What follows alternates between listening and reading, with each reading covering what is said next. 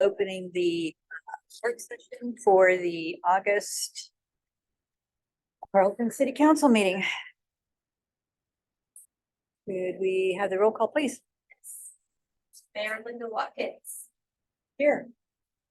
Council President Shirley Warren Mullen. Here. Councilor Kevin Skipper. Here. Councilor Jeremy North Brandow. Here. Councilor Grant Erickson. Here. Councilor Carolyn Thompson Riser. Here. Councilor David Samuel Hill. Here. All are present and accounted for. Thank you. Okay, item number. Actually, are there any changes to the agenda? There are none, Mayor. Okay, better do that. Alrighty, so we are on to vacation rental discussion continued. Thank you, Mayor. Mayor and Council, this is a continuation of our discussion about vacation rental regulations. At the last meeting, the Mayor and Council asked that staff bring back a proposed increase to application and renewal fees. Information on what would be required to expand notification to 250 feet when an application is made, and a review of parking information for vacation rentals. We have recommendations in your packet that we will go through. In addition, because parking is also related to another subject that we've discussed recently of camping in one's car or utilizing their vehicle, recreational vehicle to stay, to utilize it as housing. We have provided other city regulations, and if we have time tonight, we'd like to have that discussion to see if we can hear what council is intending as updates to the code, and we can then draft it and bring it back for you. But back to vacation rentals, if council remembers, we've had several conversations about vacation rentals, and at the end of the very first conversation, the council had decided that didn't really have a problem with vacation rentals at this point, but wanted to tweak the ordinance in certain respects to be proactive about vacation rentals as they come in. And so to the specific questions that were asked at the last meeting, we have reviewed the application and renewal fees. And at this time, we're recommending an application fee of $450, which is essentially the equivalent of what it is now. Right now, it's $300 for the application fee, and then it's $150 for the business license fee. And so it actually works out to be the same amount of work administratively, and so essentially it's keeping that status quo at $450. That will cover contractual staff time as well as internal staff time. And we are also recommending that it not be a business license, it'd be a short-term rental license fee of $200 annually. And the team thought that was fair, as vacation rentals do require a little more monitoring than a business license throughout the year, so it would help cover some of those administrative costs. So that is where we are at application renewal fees as a recommendation. I don't know if you want me to go through all the recommendations or if you want to discuss that one first and then move on to the next recommendation. Preferences? We'll just move on all of them. I'll summarize it all. Okay. The notifying expansion to 250 feet is, you have in your packets that the applicant provides all the additional addresses, while the team would have more envelopes to address in the mail. The majority of the work is on the applicant, and there's a minimal addition to staff effort if the distance is increased. So therefore, this is a desire of council. Staff recommends that we do the expansion to 250 feet if that's what council desires. There's parking information in your packet about how various cities have handled vacation rental parking. Amy had also summarized in the first meeting of what other parking regulations were in other cities nearby. And discussing this with the team, We currently do not have a lot of parking issues with our vacation rentals, and when we do, they have been quickly remedied. And so therefore, at this point in time, staff is recommending that we leave the parking regulation law. And maybe we revisit them should we see that problems start to arise or things are not remedied.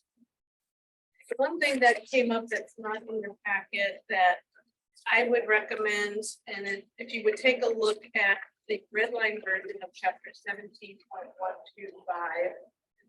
And it's under paragraph I, so it's page 6 of your packet at the top. At the bottom, it'll say page 2 of 4. And in that second paragraph, it talks about the local representative. In just before paragraph J, the last paragraph says the local representative must respond to complaints in a timely manner. In this case, I would recommend putting some bumpers on the definition of timely and perhaps must respond within 2 hours. Since that is your first line of answering questions, answering complaints, I would suggest and recommend putting a defined period of time so that somebody doesn't make a judgment call that they will even wait until next day or 2 days from now. So that is my recommendation. That is not in your packet. I feel like I'm speaking a little bit out of turn here because I am not going to be able to vote on this. But I would think that if, in my experience, if you can't, as a representative, get there within 2 hours, that's almost too long. You know, Representative are supposed to live in town, right? In Or within town. the city limits. That is- Within the city limits, or if it's a professional company, it's within 10 miles of the city. What is the response? The response has to be a phone call. It doesn't have to mean they have to show up to the vacation rental. Correct? Most people that do that. It just depends on what the issue is, but many times, most times, I would say the property management company will prefer to come on site. For their customers, but sometimes, many times. Kind of by a phone call. It just depends on what the issue or the emergency is. Just imagining a scenario where the local representative on a vacation rental is probably not home at every single day, 24 hours a day. So they also probably maybe travel or go away. So I just want to make sure there, you get a noise complaint at 10 PM.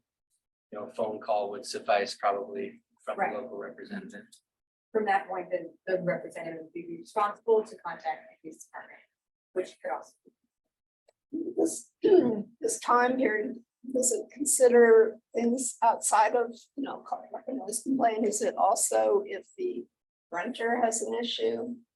Yeah, so it's all problems. Any.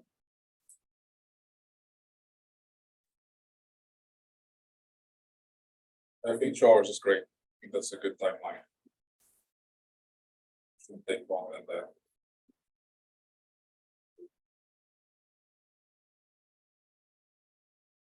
Or once the penalty. Doesn't take 2 hours. Takes longer than 2 hours. Or we can have a fine or something.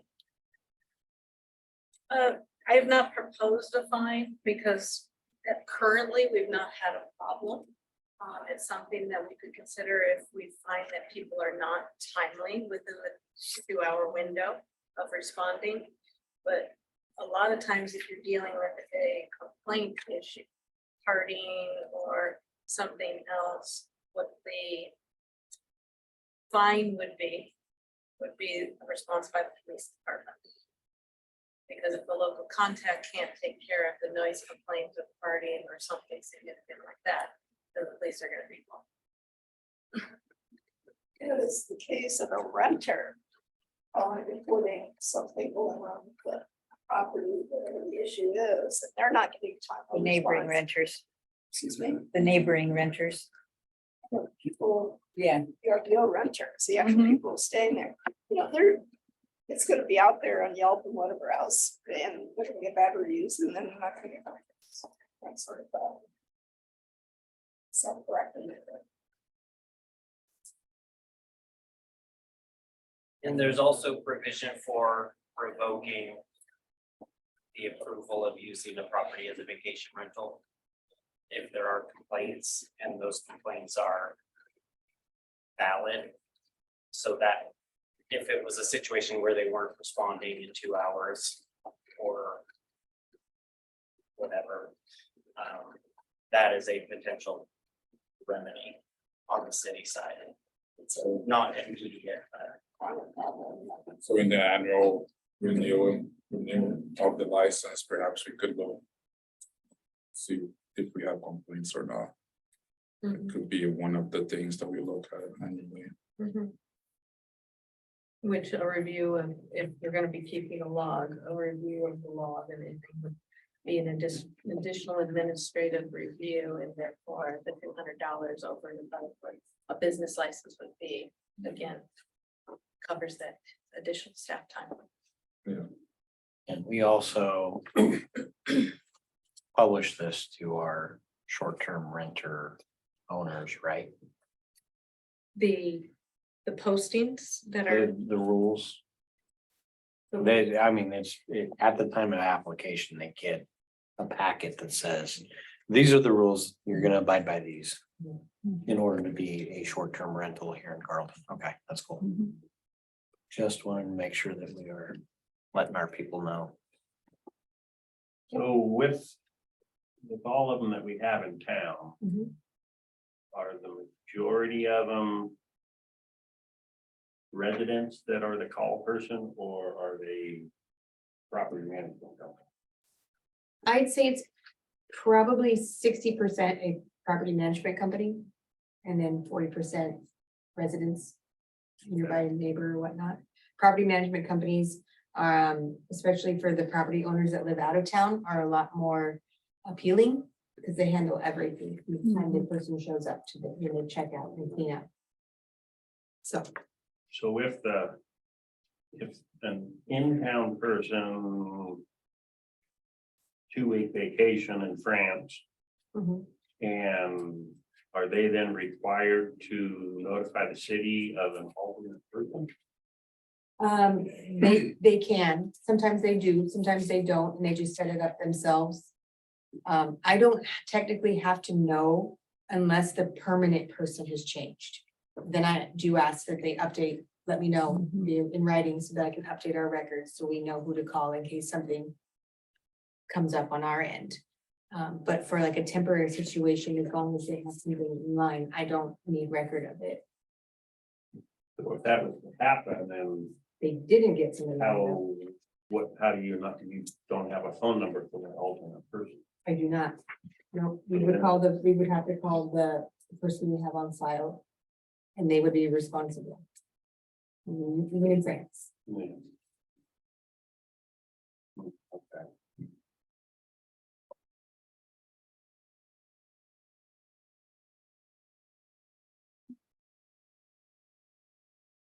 So do we need to vote on this 2-hour time limit?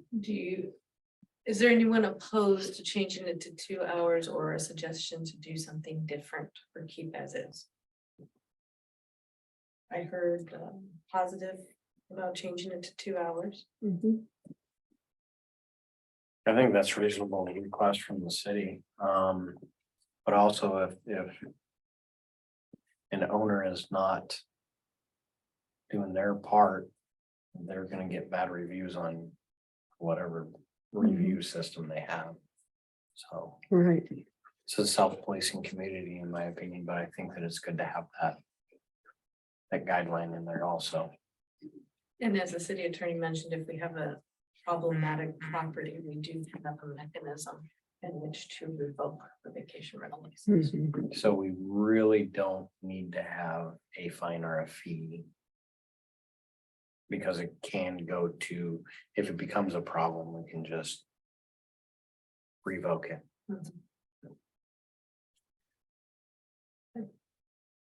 2 hours? I'm good, I agree. I will make that red line change. Application and renewal fees. I agree with that too.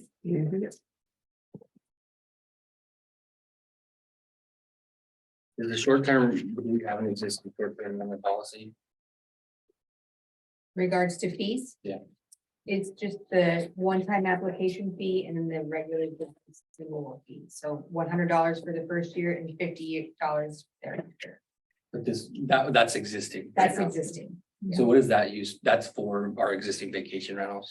But yeah, any. So they pay that now in addition to the business license fee? That is the $50 or the $100 for the first year is the business license fee. So that's the only thing, once they get approved with the vacation rental application, the only thing they have to annually renew is the business. license. Right now, but I Right. heard that we're changing that to be called a short-term rental fee. Yes, so they would pay that with their business, in lieu of their business license fees when we would collect it, So it's a new charge. Right. in additional, yes. So they still have to have a business license Yes, in and now, and then we're gonna attack with a Oh, they do? $200 fee. the new code does not require a business license. If we did a short-term rental license, it would take the place of the business license. Gotcha. And right now, the business license is that $100 For the first year first year. and then 50 thereafter. Okay, but the new program would be 200 for the first year and 200 every year. Annually.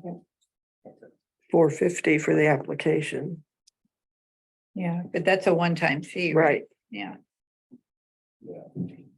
So the first year, And it they costs- pay $450 for the application fee and $200 for the license, so they pay $650 when they apply.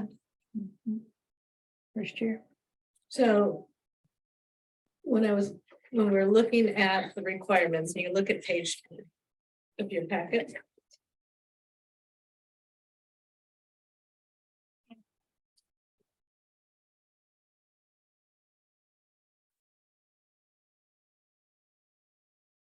Under the city of Carlton, $350 for the one-time submittal. And then if you go down to the fourth bullet point, the business license is $100. So by keeping it at $450, it keeps that first year even. That it includes the application and your short-term rental license, should it be approved. And then every year thereafter, it's not $50, it's $200. And if you look at the city of McMinnville over there, you can see on its fourth bullet, the registration and annual STR fee is $205. And at the top, the first bullet is their application fee is $130.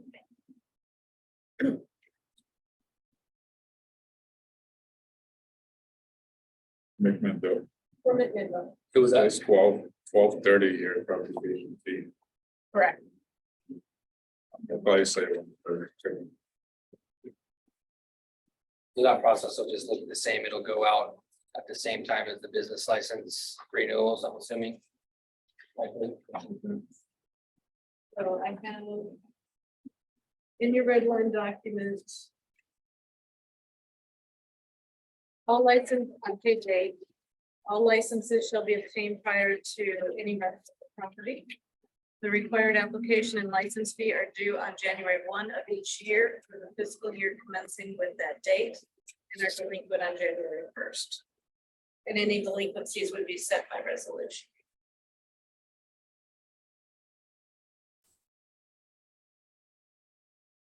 That is proposed.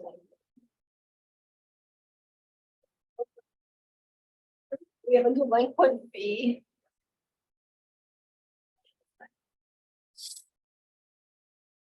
I don't know. Because we had a problem with delinquencies. In terms of it, when we were renewing business licenses, there was some habitual properties. Not a ton, but just the same ones.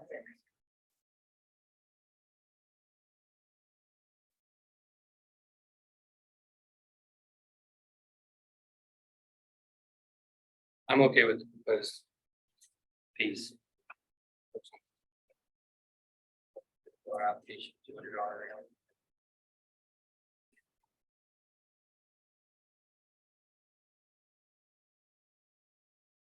And the other part of this is whether or not you want to go forward with a delinquency fee or just go into the next section of non-compliance. Does say it's not comply with the requirements of this section. So that is a possibility. Sorry. 17.125.040.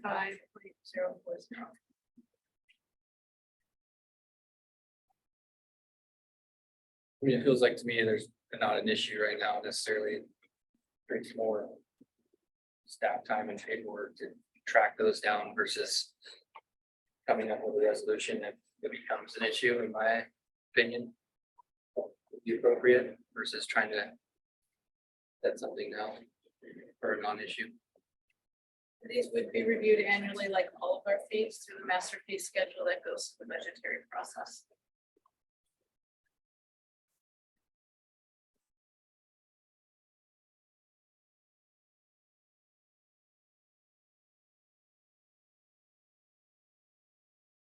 It's kind of a side note. Maybe it's not appropriate time to bring it up, but we're talking about business license fees. And I've heard numerous complaints about the process.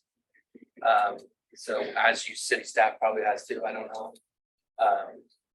Like online, an ability to pay online or something like that to renew. I think right now it gets sent out in letters, you have to mail something back. I don't know, I just, side note. We can certainly look at the ability to pay online.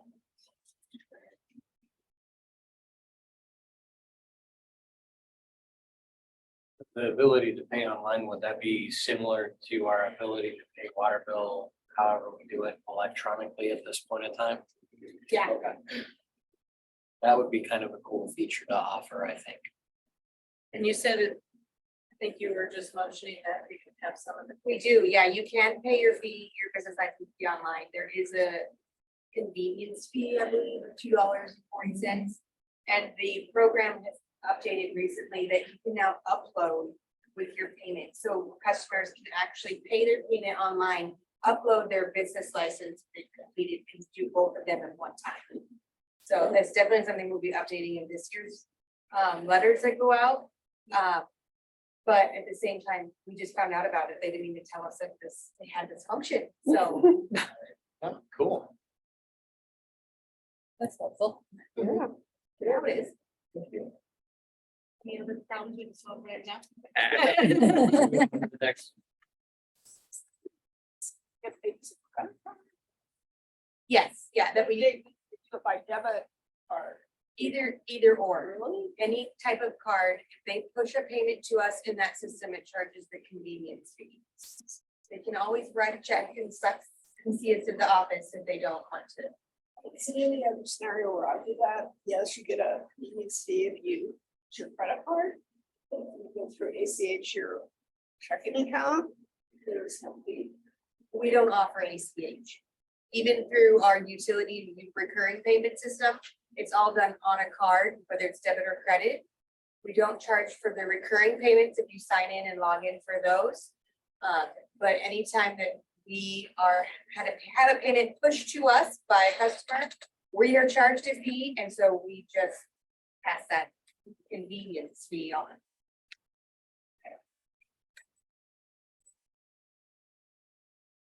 So the application and renewal fees, I heard Counselor Skipper say he was okay with those. Fees? I'm good with that. Counselor Brandao. I was just gonna say the application fee, I would like to be more like Midwest Bill. I think we should increase the barrier of entry for those places, people. Just so people that are committed will be the ones that are applying to vacation rentals, like ideally, we don't want more vacation rentals. So if we increase the barrier, that should help us to at least not have as many. I'm thinking long term, not short term. We have a short of housing everywhere, so why not discourage even if a little for people to apply for vacation rentals? We, even if the percentage is not high, we already have a lot of vacation. So I would like to see some type of discouragement, and that would be the application fee. I imagine that's why McMinnville was charging $12.30 for the application fee. Amy, I know you did this a while back, but do you remember the city of McMinnville, was it through a conditional use or something else that required additional staff time that because they are an outlier here? Right, that I'm not sure. I was just referring to their code where it didn't specify the reasoning for their application fee. They've also built into their code some parking issues, regulations that could also be a deterrent. Quite the process. Yeah. It gets forwarded to a lot of different people, and It's, a lot of people spend a lot of time reviewing those. yeah, I think they have more hands that touch an application. So there's more staff time involved, that they're trying to recover those costs. I would assume so. I don't know at what level. Yeah, I tend to agree with Guillerme that I'm not sure that as a city, we want to just have more and more and more vacation rentals and become a ghost town of regular folks living here. So I do think it's a little bit of a discouragement, and I understand an average vacation rental for a weekend is $1,000 or more all around here. So it's not a big deal for these people to pay a fee of that sort, which would just be one of their weekends. So I think, you know, to value Carlton and our little town community, we should do something like this. I hear you about the discouragement. I'd like to hear from our city attorney. I put him on the spot for his researching some of those fees that we were asking about. And if you reflect, a conversation or two ago, we talked about setting fees that we could justify the reasonableness for, Right. otherwise we put ourselves in litigation.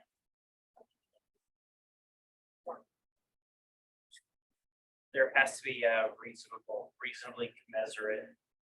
The fee has to be reasonably commensurate with covering the staff time associated with the fee process. And that's a custom or a law or a suggestion or are all, I believe that is a takings issue, constitutional issue, oh, okay, making too much money off of the people. essentially. Has there been lawsuits in the past recently about that? I have no idea. We don't want to be the first. I was gonna say, it's an opportunity. People, when it comes to their property rights, get very defensive. It is a very engaged area of the law. And when you take away that bundle of sticks of property rights, people get very possessive of what they can do to their property and what is protected. So it has done, Lincoln County was sued most recently.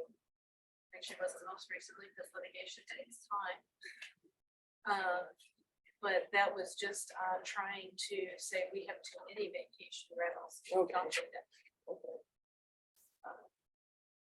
I can see all of the vacation rental owners in the city getting together, something like that. And it wouldn't be pretty. But we can't put a cap, right? Legally. On the number of. On the number. Yes, we could. But at this point in time, with vacation rentals, there's not a bloom of vacation rentals, or an explosion of vacation rentals. It seems to be tracking at or slightly below our growth. And if it's tracking at or slightly below our growth, I think we're doing fairly healthy as far as a community. So as long as that trend continues, I don't see any reason to do anything, because if we end up doing something, people may try and jump in and get their rental before if you lock everything down. And that could create more of a problem than let it naturally handle itself, which seems to be doing well all on its own, in my opinion.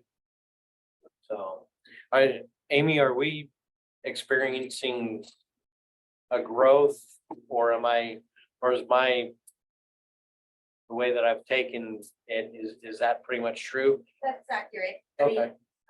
our home building is quite substantial right now. If that slows down and the vacation rentals don't, then we will start catching up the opposite way. Okay, But right now, our growth, our home building growth is US. okay. I think it boils back down to the justification of it. If it costs us at $450, plus the $200 annual fee is covering the cost of what staff takes, then I think it's unjustifiable to charge more for that. Just for the purpose of discouraging something that certain people might not like.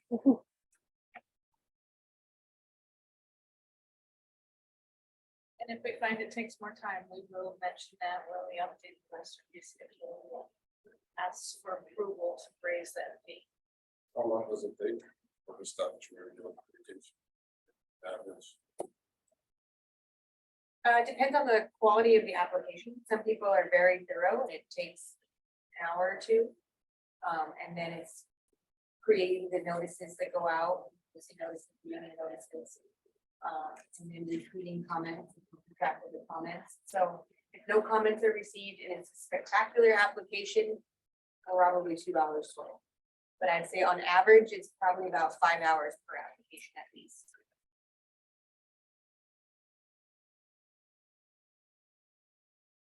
Just my time. And that's assuming no, No comments, not including any postage, not including anything that could go up, with just my time.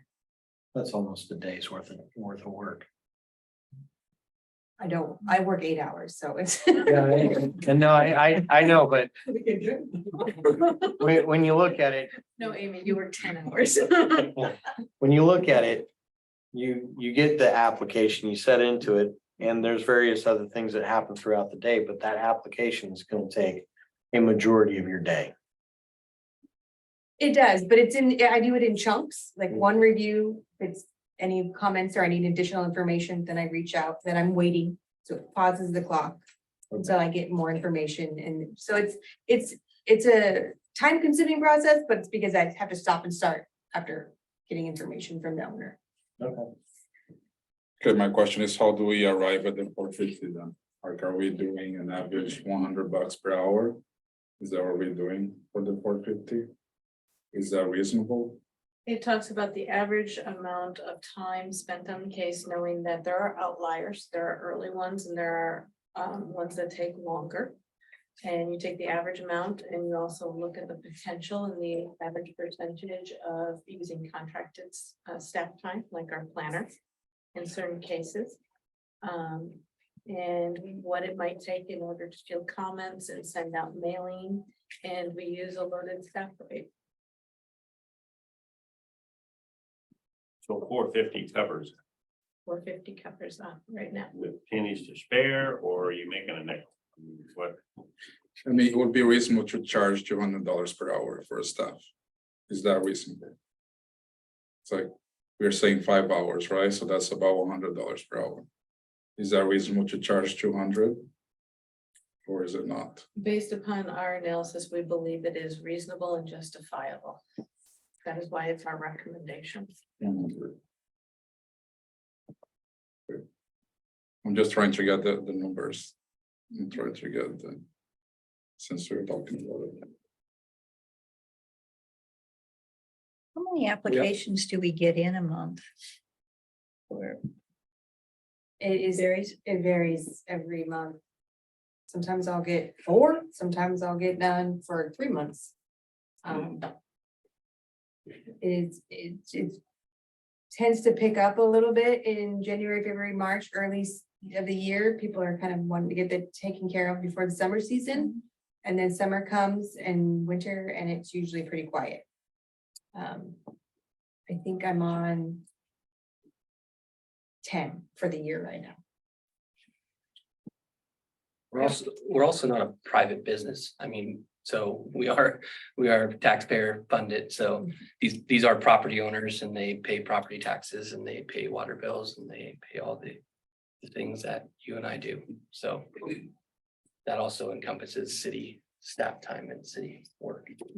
So as I think it's a fair rate for those reasons.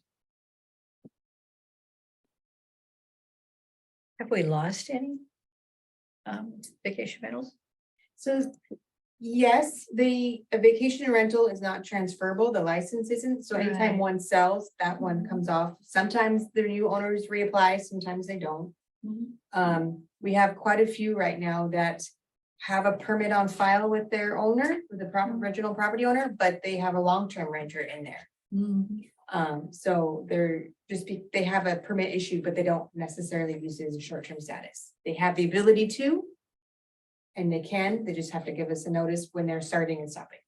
That's all we need. So if they choose to, then they start back to the short term to reactivate that. Is that the 450 fee or the 200 fee? They have to, in order to reactivate, currently they have to have their business license active. In this case, it would be the permit fee, the license fee. If that's active, which most of them do, then they just let me know that they're keeping active. It's mostly for taxation purposes. So if they tell me that they're not gonna be renting short term, then I have take it off my active list, then I submit that to the state so they know not to collect transient tax from them.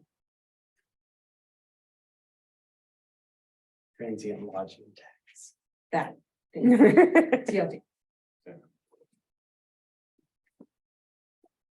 Am I hearing a general consensus about the fee structure? I agree. Notification of 250 feet. Yes. So that pretty much considers houses adjacent or across the street. I'm trying to gauge 250 feet. Right now, with 100 feet, it pretty much covers the house on either side of it, behind of it, and across the street, just really a smaller proximity. This will at least go double that, if not Okay. 1.5 or 2.5 times, depending on the block size.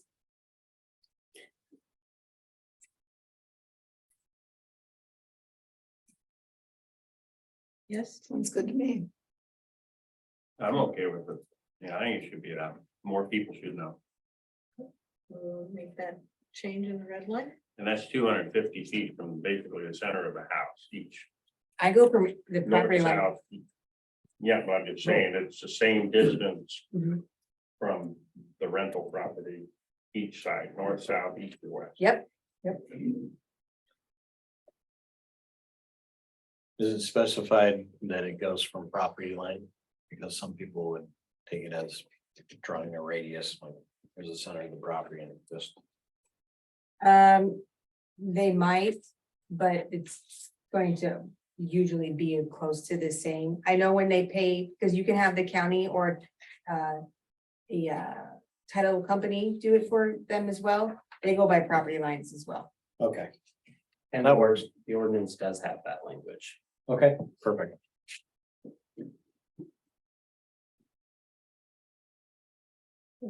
Vacation rental parking. You heard earlier that right now we don't have a lot of vacation rental parking issues, so our recommendation is to grant leave it alone at this point in time.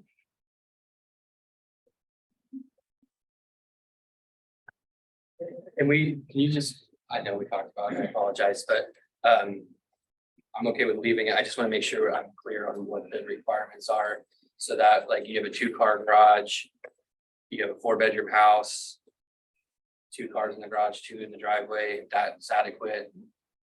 So they could not have off-street parking in that case scenario. Is there any like differentiating between off-street and driveway?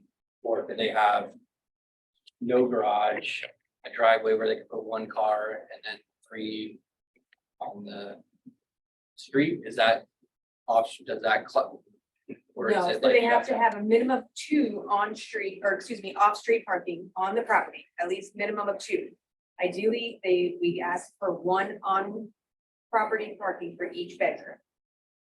So that way, we're trying to keep as many vehicles off of the street as possible. But if it's a 3-bedroom house, they only have a driveway. And there's only room for 2, that's the minimum. So we allow that. Currently.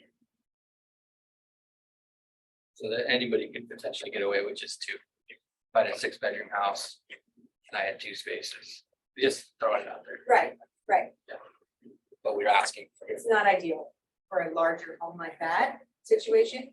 For the larger houses that we do have more bedrooms, they have ample driveway, so it hasn't been a real issue.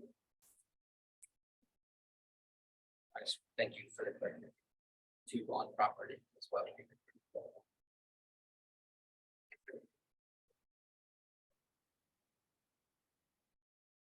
Give it a They leave it for now, that's the problem, you address it later.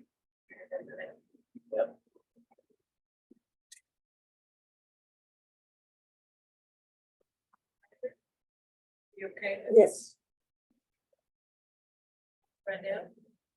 Yep. Mayor Wilkins?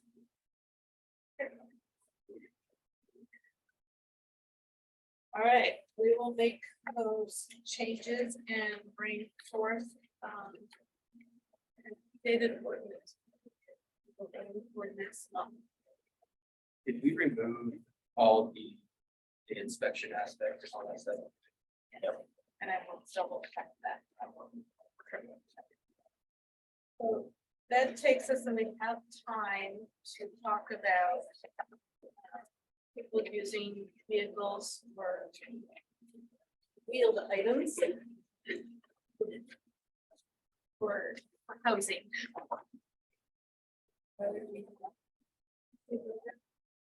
Yeah, so this is kind of a related / follow-up item for discussion, because our recommendation when we were updating our camping ordinance from Aaron was to not address any car camping. We're trying to address our general camping ordinance. Connected to all the parking concerns. I threw a lot of parking codes at you last month. And then Shannon threw them at you again. But the new, I think probably more directly relevant to this conversation, is on page 88 of the packet. And that is the provision of the municipal code that governs parking. And when, how it's allowed or not allowed, what they can and can't do.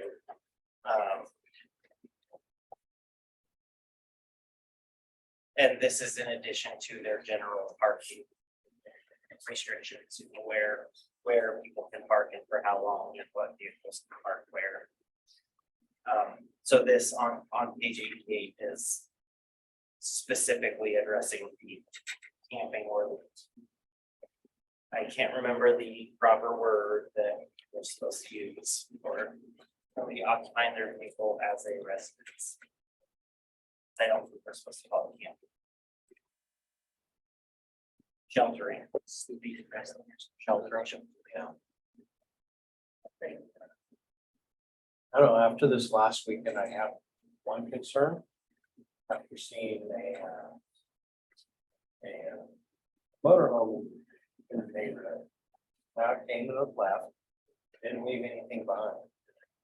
But I think that we need to be able to say something in the lines of no illegal dumping of anything that's sewage or trash or offensive materials. I don't know what the appropriate language is, but I think that needs to be addressed.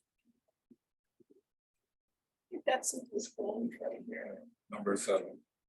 It's in Ben's code. Yeah, we're gonna look at that as a. Right. Stimulate, model. discard, or That's leave just- behind garbage, debris, and sanitary. And no use of the storm drains like as an eddy. Cousin Eddie. Christmas vacation, takes his Oh. RV and dumps it. Yeah, that's kind of where I was going Yeah, with it. yeah, it has to be specified. Unfortunately, it does.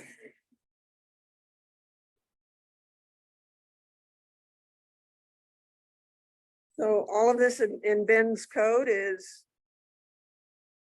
legal? It's all legal to say, this is official?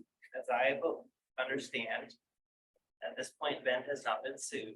Uh-huh, based on their uh-huh. ordinance. But somebody will probably file tomorrow.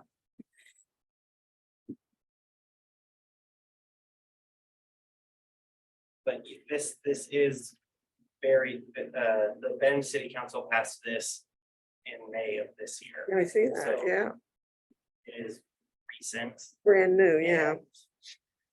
and it Should have been drafted to be legal. So. E1, if it was legally bargained upon the code, you get the whole policy, so that to cover what our separate policy is for. Kind of getting people, one single part of the position, 72-hour rules and like that. Yes, yeah, all of the normal parking restrictions. And I think when I read that it mentioned any applicable policies, I thought of like the park rules as a policy that would be enforceable still. So no overnight camping in your RV parking lot.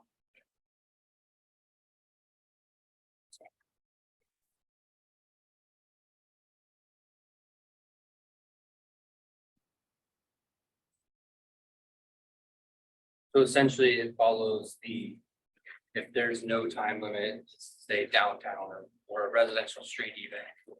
If there's no time limit on parking, it just falls under the 72-hour. You have to move within 72 hours, a couple hundred feet. Yes. What Ben has done here doesn't look like something that's offensive. Actually, it's pretty well put together. For example, not storing things outside the vehicle, not having free range animals, not building things onto. I mean, there's a whole bunch of things here that I've seen and been shocked in other communities like. The motorhome grows into a park mansion. And how does that even happen? We saw an example of that out in Salem. It was just, It's but in, this seems, it's in McMinnville today. Oh. I just Came past Whitecap and Joe Dancer, yeah, they're the always there. other day while hanging out by DMV, to go renew my tags. We did notice that Yeah. there were people that were dumping things and disposing things and throwing it out onto the sidewalk. And there's a lot of good language here that says, no, you're not allowed to do that. Right, So, if you're gonna be here, but be responsible here. Yes. I think that Ben's code here is a good example of not just criminalizing homelessness, but going to the issues that we want. Would we look at putting the same stipulations on the within view of what, 47 Main Street? That would, on their note C here, they have specific spots. yeah, specific streets. I say that, but then again, I have the same apprehension of what we talked about earlier. If you limit the certain spots, there's only one way to go, and that's everybody's neighborhood. Into the So, suburbs. I get that you have to, it probably falls under that same rule. You have to, you can't just completely out ban it. You have to provide certain spaces, but I'm just curious what city staff's thoughts were we gonna mimic basically our other ordinance to? Or were we just gonna leave it? Wait till we have a problem. I had not thought of what we would list there. I think if we wanted to have limitations using the same area that we did for our camping code makes sense.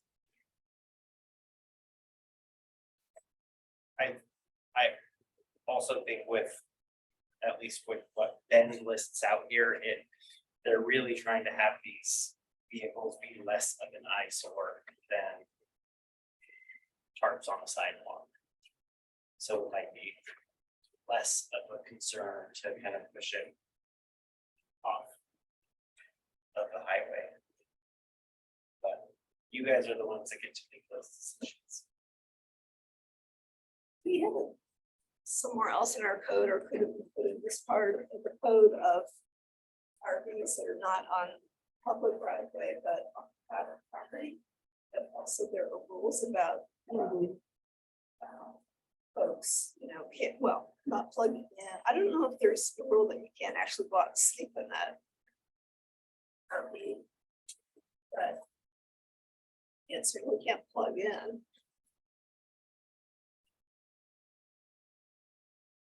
I don't think that's covered in parking provisions. I don't know if there is a general.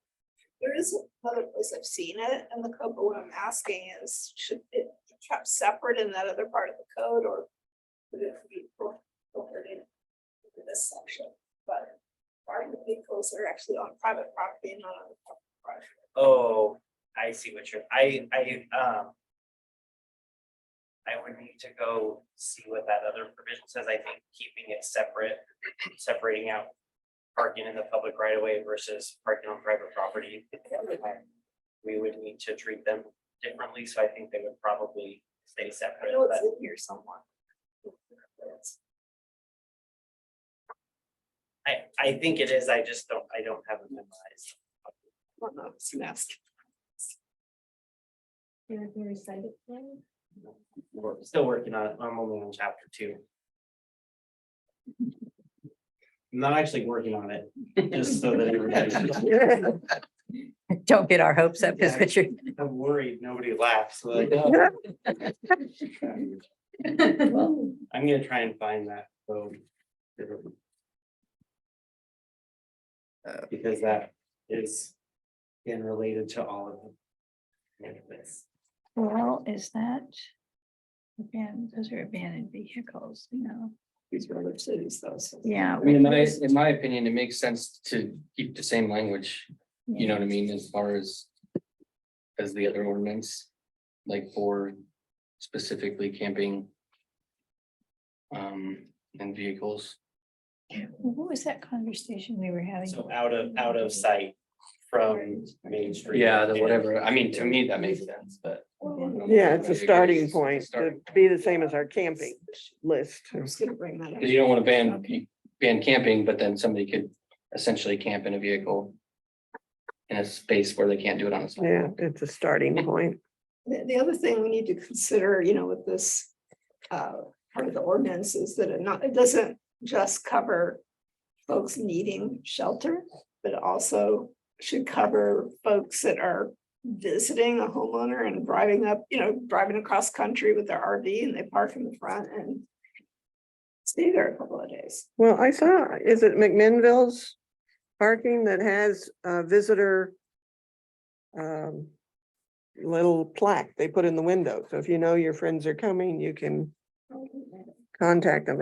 It's in here somewhere. I read it. Is it McMinnville? Yeah. So you can get it and you can get it for multiple days, but it has, beginning and end, not just open-ended for, There are limited number of Yeah, days. yeah. We should probably consider that, I think. I think that that's a very interesting suggestion because if you feel sensitive about vehicles in your Yeah. neighborhood, and there's a visitor tag and it says, this is a Carlton visitor. Yes. They're legitimately here. Yes, That, that sounds pretty darn good because that would indicate to me some homeowner around here yeah, has adopted a free range human. And, well, and that they're gonna leave in yeah, then, 2 or 3 days, Or- and clean up whatever. those trash. yeah, There's hope. We aren't gonna allow the trash to accumulate, so there's not gonna be any. None of that. I don't know, I like that idea though. Counselor Thompson Riser, are you talking about the courtesy parking permits on page 65? of your packet? I think that might be it. 65.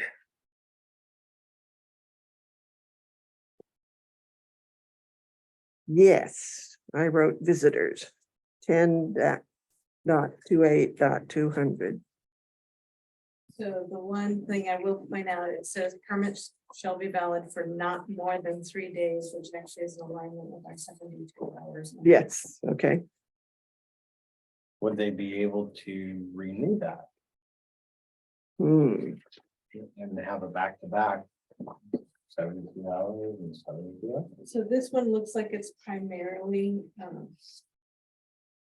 trying to address people parking in public parking spots. I'm looking at the last sentence. And it says, shall authorize the permittee to park his or her vehicle without regard to time limits and without having to pay the meter fees in any parking space allowing over 30 minutes of continuous parking. That almost sounds like it would be something that would be akin to parking on Main Street, taking up a public parking space or parking in our public parking lot. hmm. Yeah.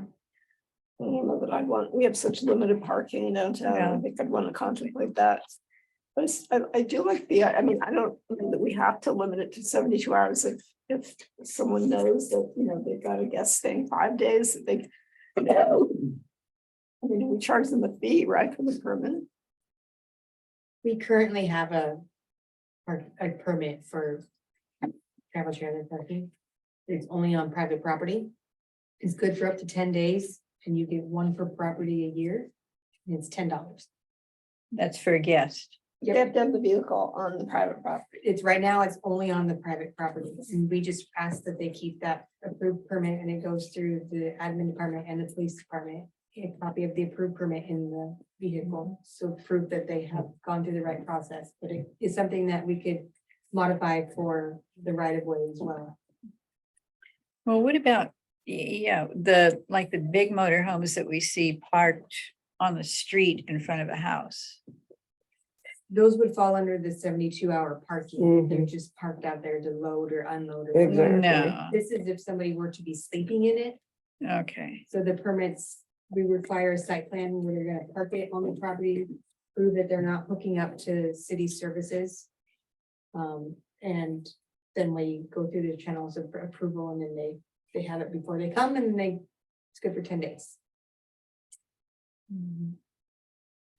Like- There's no option for private parking. Not right now.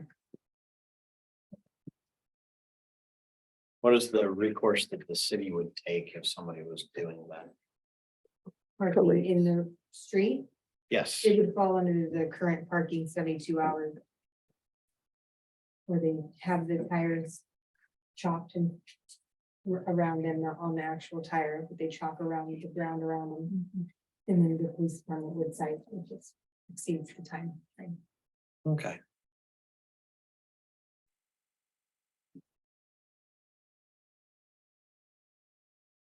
So do you want us to explore looking at a 10-day permit for recreational vehicles off private property? I don't know. I think if it's working now, there hasn't been any issues, like, I don't know if there would have. And have we had any, I'm sorry, I didn't mean to overstep that. I didn't Have apply we- for my permit when the power was out for 4 days and I stayed in my RV, by the way. Really, it's really a confession. Along with about it too. Yeah, oops. Well, Um, you gotta run a generator and you know, if they're not hooking up, they sit there for 10 days running the generator in the street.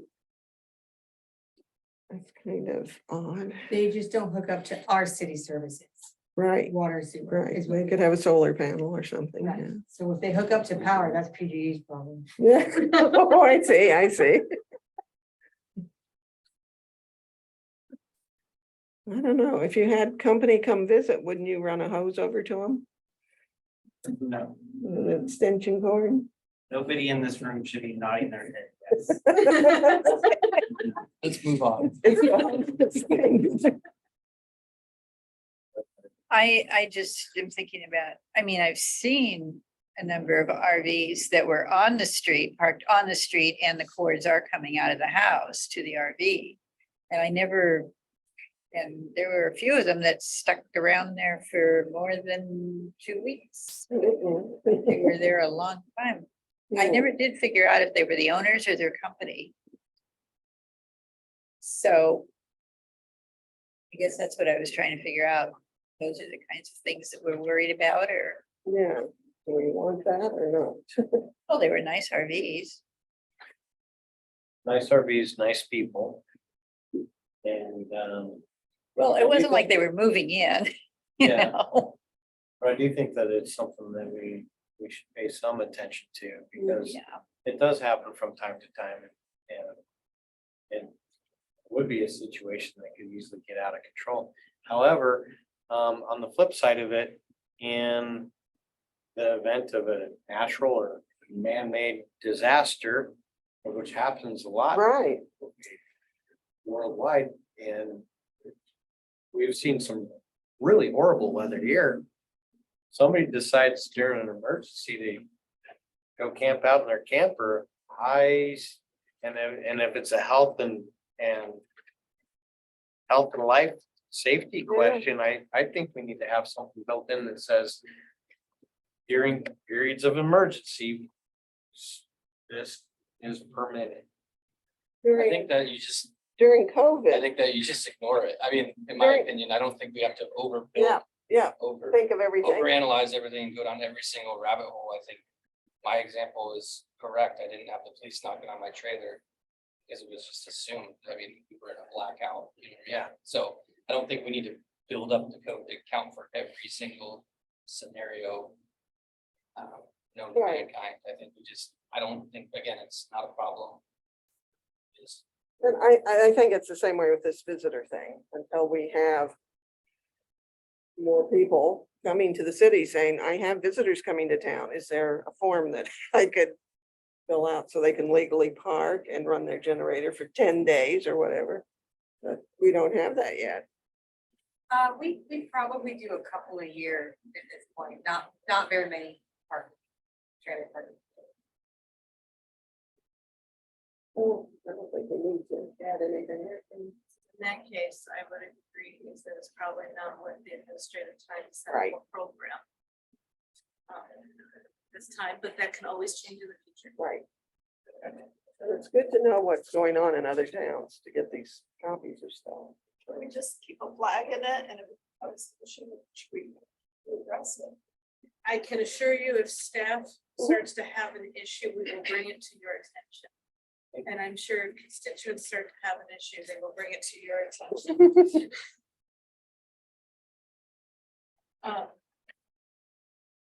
But as far as what are we, resting in a vehicle, Sheltering, sheltering in a vehicle? I think that's right. Would you like us to draft an ordinance change that models the family ordinance? It's, yes. And what I also heard was incorporates the boundaries that we already did in our, ordinance update. Yes.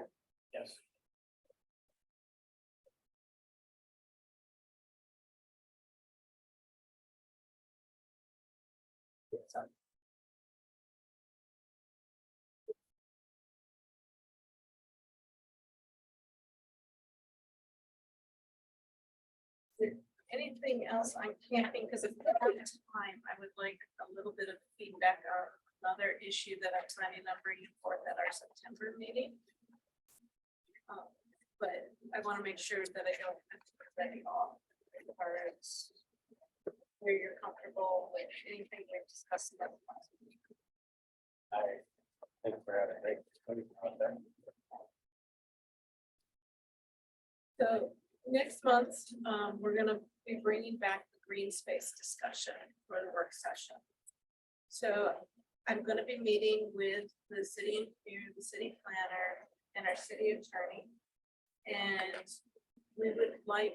I would like to know what additional information are you seeking that we can provide so that you could work in furtherance of your council goal? What questions came up out of the green space that you'd like more information on?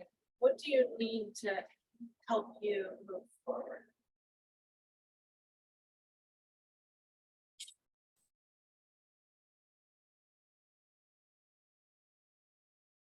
Don't everybody just jump in all at once. We weren't prepared. Years. Like I said, we had time. It'll be productive. When council had the goal of increasing green space in the code wherever practical. Trying to find the language. Right, identify opportunities to maintain and promote green space wherever practicable. Maybe she gets a gold star. She has her And laminated copy. Current and future updates of the development. Was that self-eliminated or did? Somebody gave it to me. Oh, we got some. So, Information on the green space. More options to consider. So impact green space. In other words, Passive green. yeah, space. passive, I mean, in other words, not parks that are maintained, green space parks, whatever. So for passive, low impact, are you, and I'm just asking so I can continue to see clarification. Are you thinking things like street tree programs and stormwater retention areas that people wouldn't necessarily act Like walking trails or just things that are, So walking trails you're including in low impact? well, I guess I would, because there's a certain amount of maintenance to that, but not an official park.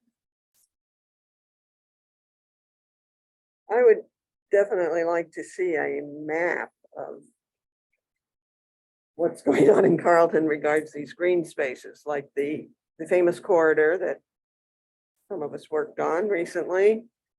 I'm more curious because of that property thing with Han Creek Park to see what is a map version of Han Creek Park. I see sort of a nebulous thing, but is there any possibility of connecting some of our city via green trails or spaces or A bit something more like of a that? green belt.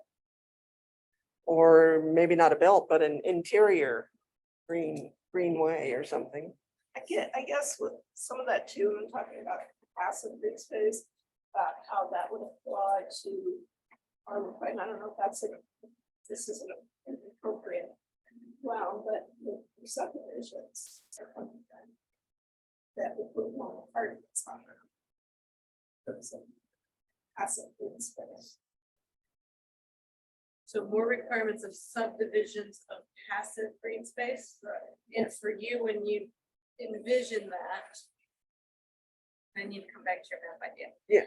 But for passive green space, do you visualize walking trails, stormwater retention, like the Yeah. low impact design that Morgan was talking about, street trees? Okay, street Not trees. so much, I mean, Scott showed us some photos of subdivisions where they got like a strip with some lawn in it, that's good to me. It's poor excuse for green space. Have you seen JR2's putting trees now out in the sidewalk area? Further back in the new part? Good.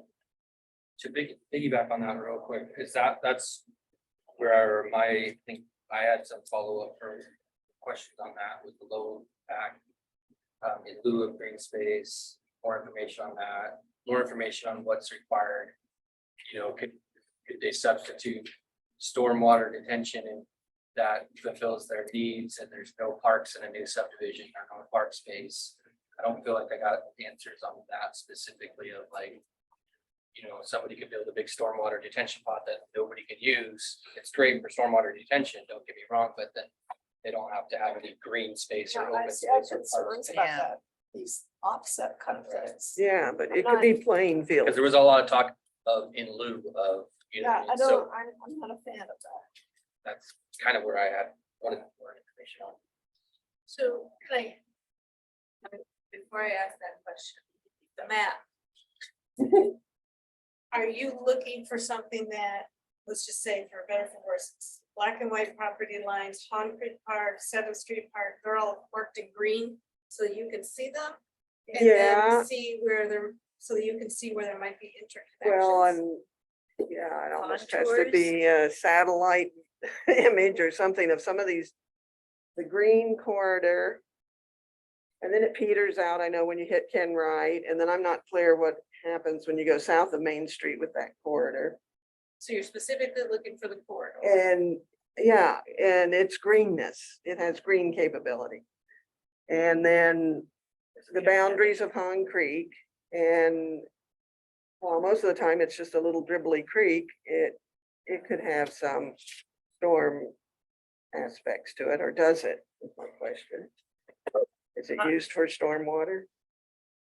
Pond Creek is, yeah, about half the year it's flooded, And it then but goes across got- Main and yeah. into the JRs, and it's almost like, oh my God, there's a trail going between two huge subdivisions of fun greenness, maybe. And then I how know are they all it connected? turns and goes out. I don't know. No, yeah, that's my question. How Are are they- they? Are all they connected or? Could they how be are connected? maybe? So you're looking for a map of the city that specifically outlines the corridor, the boundaries of Concrete Park, but you're looking for a contour map?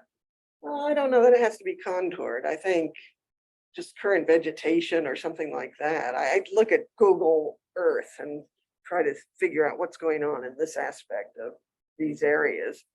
And I thought the city might have a little more sophisticated version of that. And then I don't even know if that's all city property or is that private property owned by farmers or something. I don't even know where the city boundary is when Han Creek is coming along there. Corridor is not our property, at this juncture. Not yet. Yes. It would be lovely to have. It's- But Is that something other than Google Earth, or do you think COG we'd have to hire GIS to maybe help? Well, yeah, there's some GIS options. We do have one map that is an aerial map on top of a property map, so you can see individual properties Mm-hmm.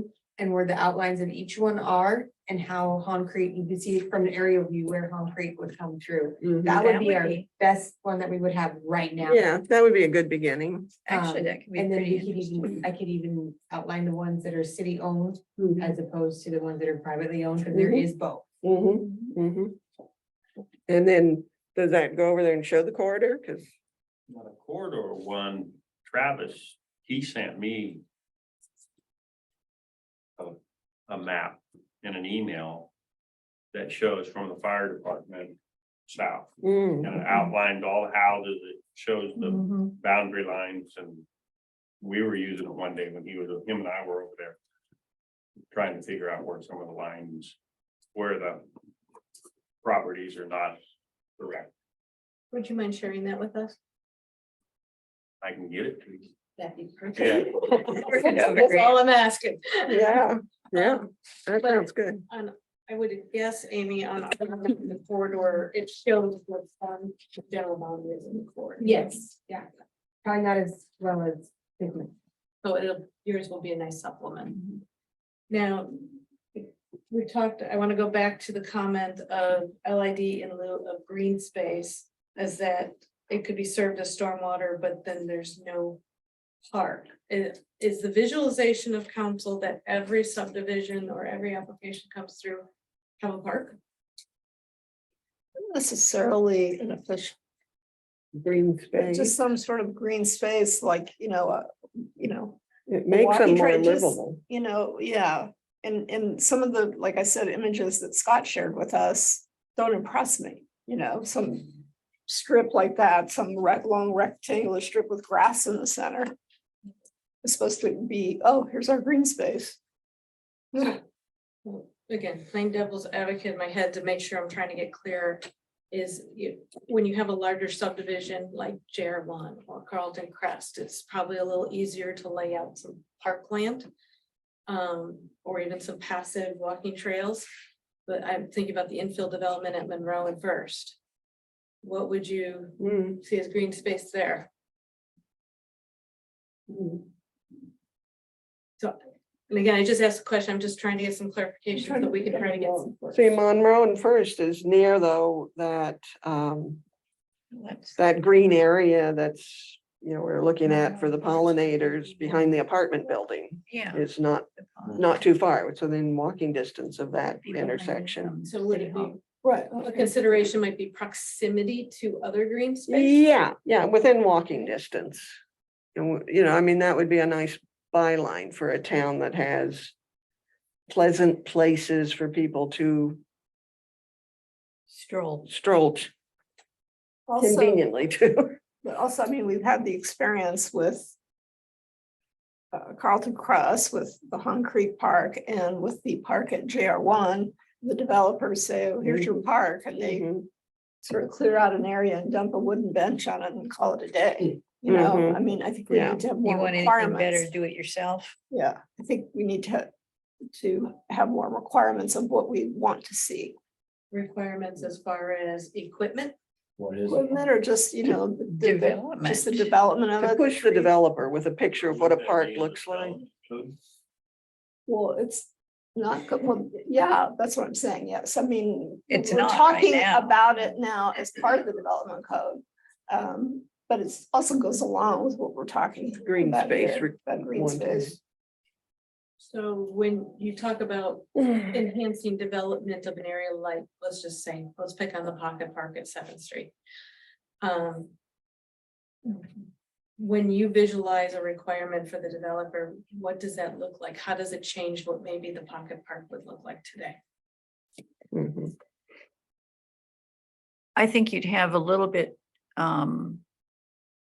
better landscaping up on the top of it.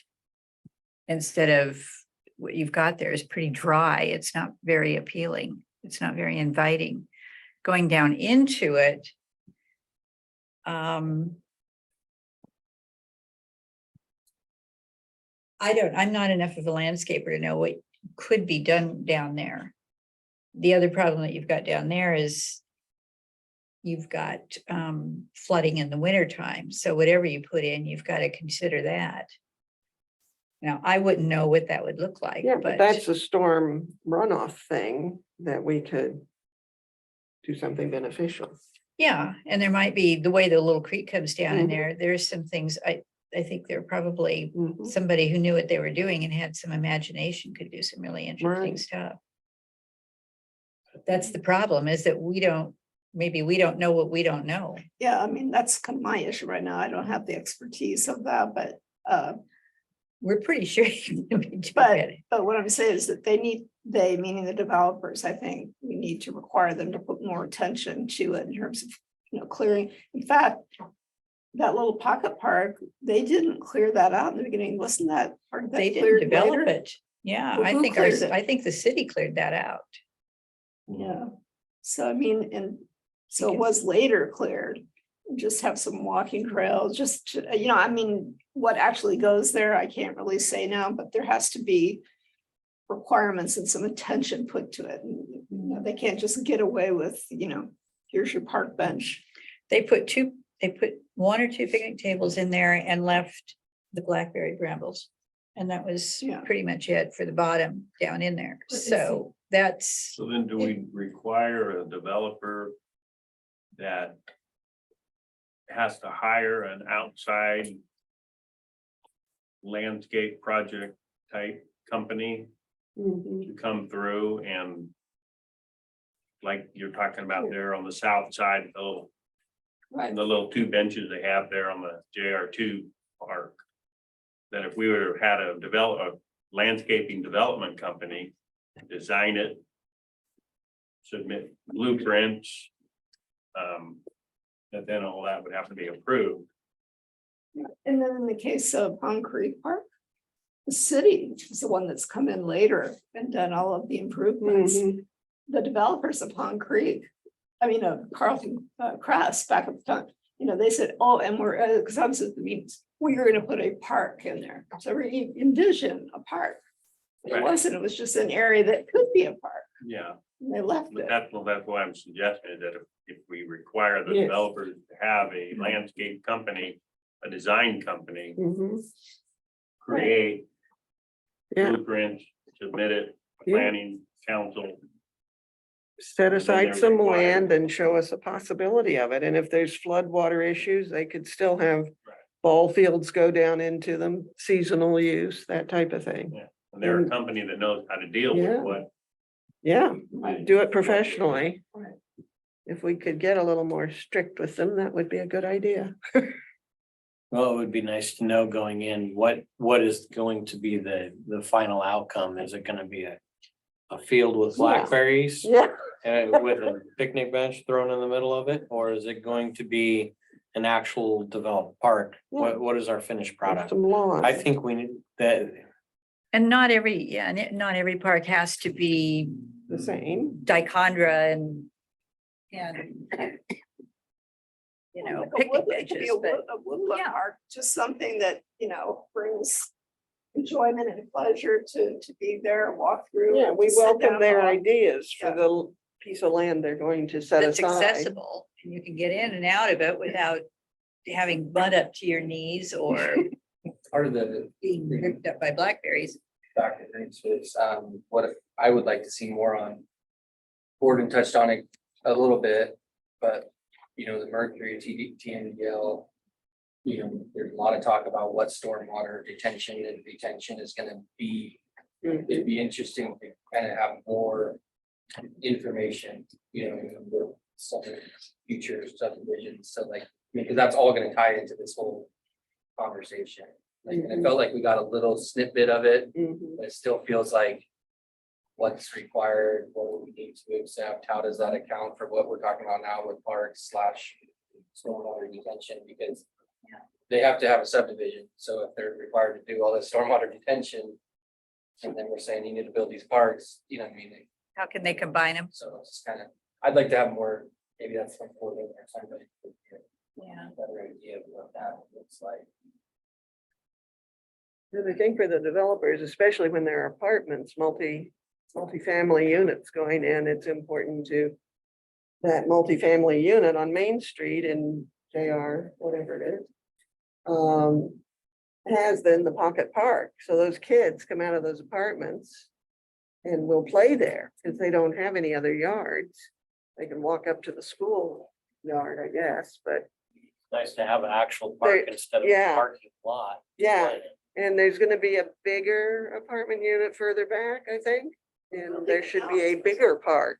And I don't know if it's too late to There is a bigger contemplate. park. Okay. Yeah, that will be on the map. Hmm? That will be on the map. Dotted in. It's not needed. Are they actually doing a park or are they just doing the trail? The trail is green space. It's the And trail there- as a there is green supposed space? To be a shelter and some equipment. So it's a mixture of both. We have a list of all the green spaces in town. We, if you remember, we went through the parks master plan that had, other than the JR1 park, that had all of the sort of official green spaces. Even the tiny ones. Tiny ones such as the right of way behind the apartments that you were referring to, that was not in the parks master plan because it's not actively managed other than mowing. But it is mowed by the city, right? Not residents, yeah. Yeah, I don't know if it would be helpful to have a list and maybe what they have in the park and maybe that will help us with planning, like for future parks. Like, I don't know how we want to diversify, what type of things we want to have in different parks or something. But Amy, can we bring back that parks plan? Because Amy did the chart with what each park had at that point in time. So we'll bring that back for this discussion as a reminder. It's an excellent point, Councilor Brandeo. The other thing we could add to this is sort of the ongoing discussion we're having to Montford about, you know, the right of ways, pollinator plants, Pollinator gardens, yeah. pollinator gardens and, you know, maybe someday what is traditionally Washington Street being a walking trail to the lower part. But that's the city not. and the other thing I was gonna say too, can we have like a specific definition of a park? So that way developers would have to at least abide to the definition, like whatever it might be. More than just green. Well, maybe more than just grass and a bench or something. Like some minimums that may be a little better. I don't know how you would define that. That's what I was thinking. I know. A park is. I'm gonna ask some questions of Scott, who has more, perhaps more subject matter expertise about park definitions and about developer requirements. But that is part of it, as you said, how do you define a park? When we're talking about all kinds of things, little spaces, big spaces, passive, active, but also how do you welcoming, how do you define welcoming? Or not dry, or it can be woodland, but it can be that, or trying to find out, the developer needs to know what the city expects of them. So that's gonna be the balance moving forward. Guess that was what I was kind of trying to convey, but didn't. Having that understanding of what it is that we think a park is. Yep. Would really help. Also another thing, the other day I went out to look at Hunt Creek after we had a question mark on it. And I discovered that we had this was just past sunset. I discovered that we had a owl out there that was visiting and flying around. Our green spaces impact the wild fuzzy critters that we have around us. Oh, yeah. And some of these things are quite enjoyable to have around. Not saying necessarily target putting in plants that encourage, but it's nice to have those things there that do bring in that the Sure. friendly wildlife, I guess. But And that is actually something I could see being defined, you know, removal of invasives. great, Planting native plants to Oregon or our zone. Right. I agree. You could also indicate plants that are pollinator friendly or plants bird friendly. Mhm. Those can be defined. Those I could see being defined. Great, Welcoming, great. I'm having a little trouble with. Yeah, excellent. Right, and yeah, and I think that puts you know, highlights a real definition of what welcoming means, Mhm. you know. What we just say. Okay, yes, is that a good place to stop?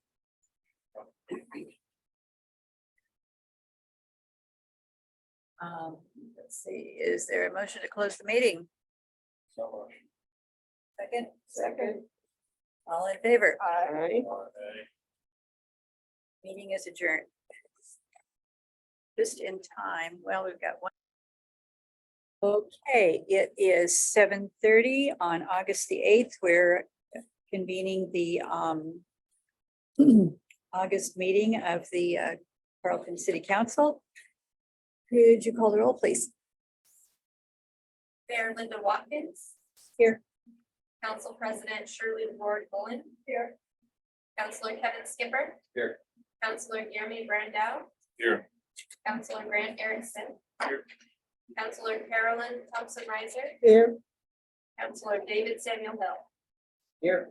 All are present and accounted for. Thank you. Could you join with me in saying the Pledge of Allegiance? I pledge allegiance to the flag of the United States of America and to the republic for which it stands, one nation, under God, indivisible, with liberty and justice for all. Thank you. Alrighty. Are there any changes or additions to the agenda? There's one addition, Mayor, at the end, I would like to talk about a public works tour. Council. Okay.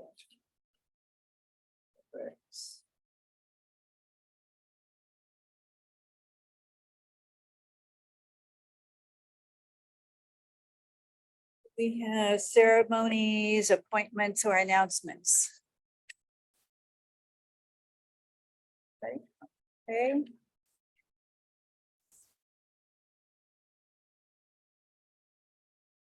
Actually, I have one announcement, kind of, I'm gonna take a liberty here.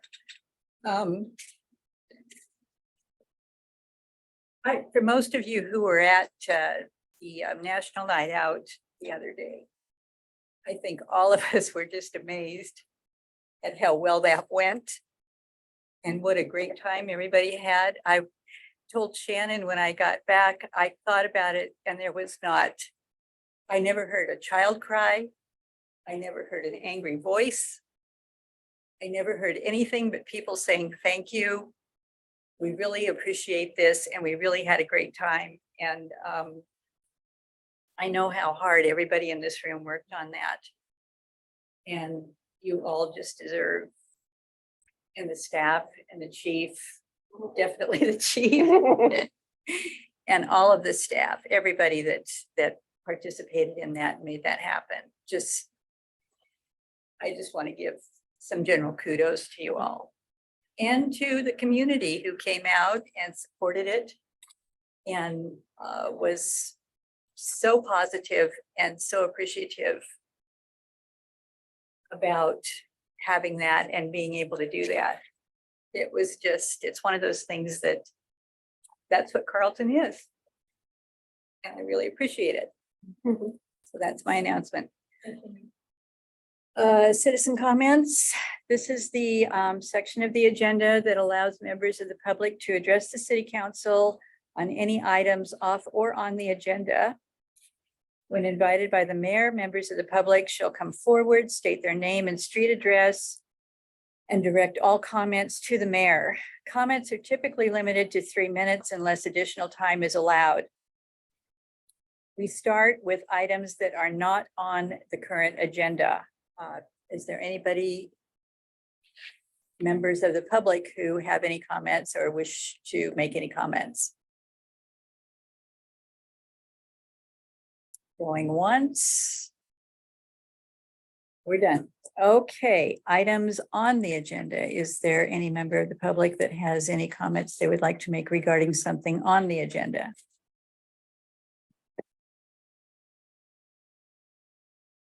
Okay, we are closing on that one.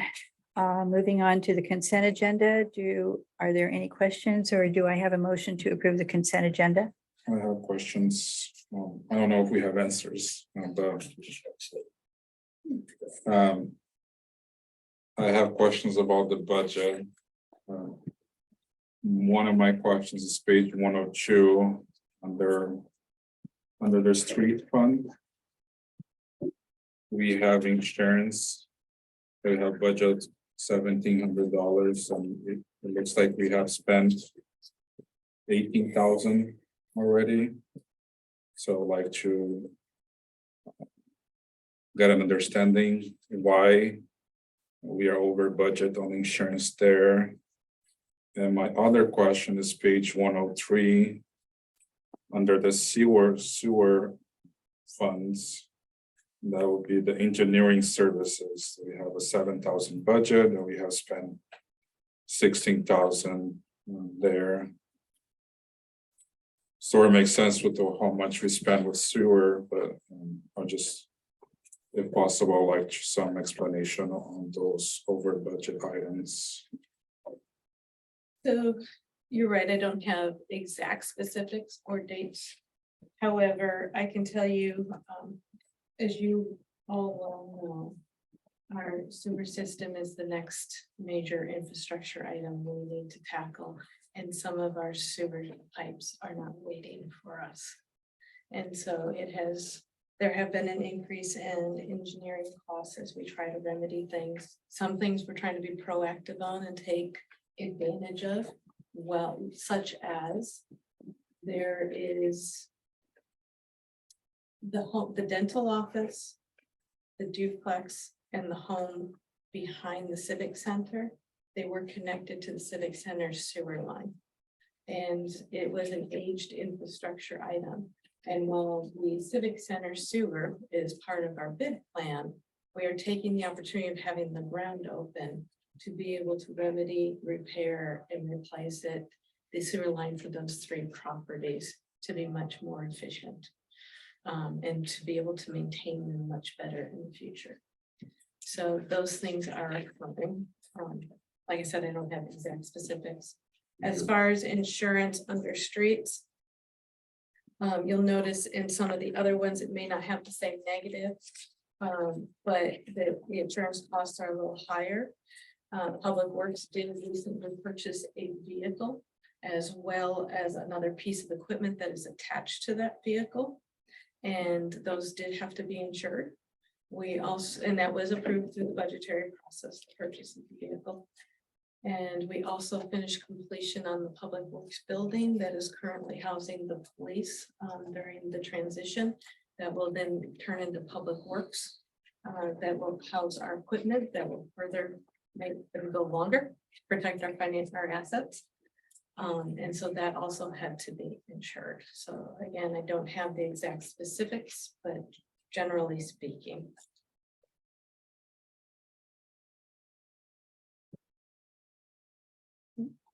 Anything else?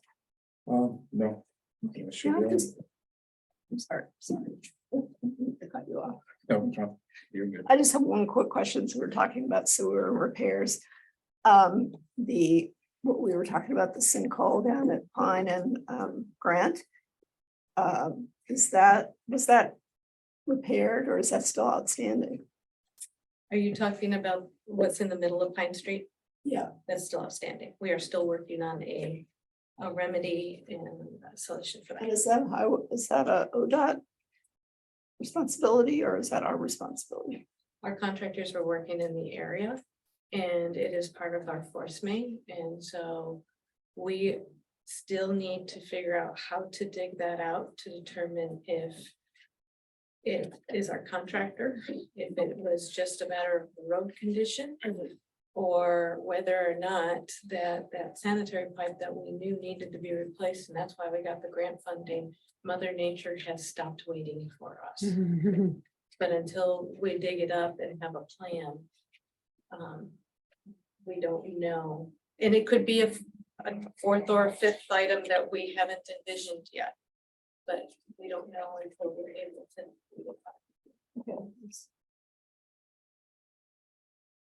There any other questions? And it is causing engineering costs. Are there any other questions or comments? Okay, do I have a motion to approve the consent agenda? I move to approve the consent agenda. I second. All in favor? Right. Opposed? Motion carries. Ordinances, resolutions, discussions, and action items. Civic Center change order. Thank you, Mayor and council. I'm ahead of myself on the. There we go. Okay, so we discovered through the Civic Center process that essentially one room on the first floor was placed into the bid for the listing glass at level 1. The other item that was included in the bid at level 1 was the reception transaction window. That would be as you walk into the main hall and you go up to see reception. Right now, that's Morgan, Julie, and Ashley. That is the glass that sits on top of the counter in which you transact. And that's to provide a level of security. Unfortunately, that this day and age we have to consider. As we go through this, I want you to keep in mind that we have learned, and looking at all of these levels and talking to numerous people and doing lots of research, there is a difference between interior ballistic glass and exterior ballistic glass. And that is because basically of the framing. So the framing of the reception window, you will see in here, we've recommended going up from level 1 to a level 3 because the current spec wall that holds that glass can withstand the width in the weight of level 3 without any additional cost except the glass. We are recommending level 1 on the remainder of the building to mimic what that conference room was. Conference room is the wrong term, but that you understand what I'm saying. A mimic level 1 throughout the remainder of the first floor, including the doors. And we are recommending level 1 because ballistic level 1 fits within the frame that has been spec'd. And so we are actually able to get a credit because they're able to swap out the glass. Every other level is wider than the frame and will require furring of the walls in order to have the wall match the width of the glass. Otherwise, your glass is going to be sticking out from the wall. So to have it flush, it requires an addition to the wall. And you might be able to explain furring much more eloquently than I am. But to have it flush, it requires that additional work and therefore additional cost at any level other than level 1. That also takes up, even if it's minute, a little bit of square footage out of each room that you're addressing the window. I am recommending that it be on every part of the first floor and that we don't remove windows such as the window that looks like it's leading into the kitchen, because then you have a vulnerable and more vulnerable front section. So our recommendation is that we go with level 1 ballistic glass on the entire first floor exterior. That includes the storefront doors. That they are able to do that within our current doors. If we go to a higher ballistic level with doors, as you saw in your memorandum, it requires a whole different system, different framing. It's going to add much more addition. We have in your packet chart from Total Security Solutions that does the UL measurement, that's the national standard of ballistic measurement for ballistic glass that talks about the velocity, types of rounds, number of rounds, going through all kinds of scenarios, discussing police chief, staff, with contractors. This is our recommendation. Level 1, the entire exterior, level 3 for the reception. After reviewing the materials, I strongly support this. I think that recommendation is responsible to anyone who would be in the civic center. And it's also responsible in the fact that you're not. The level 1 is going to cost more than just a regular sheet of glass. But it doesn't incur massive re-engineering of the building. Not have this ballistic glass, I think would be irresponsible to our staff and citizens. That's my take on it.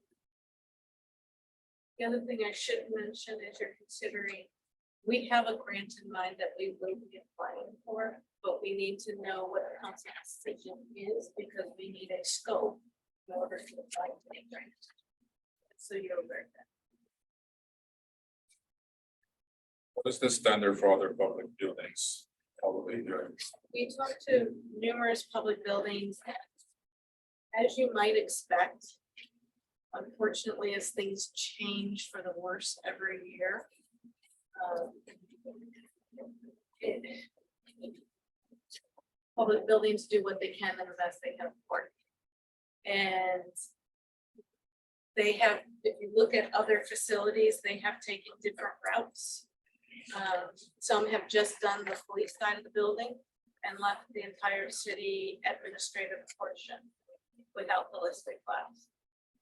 But as things are changing, my recommendation with the number of incidents that have occurred in this country this year, that we take a this basic level.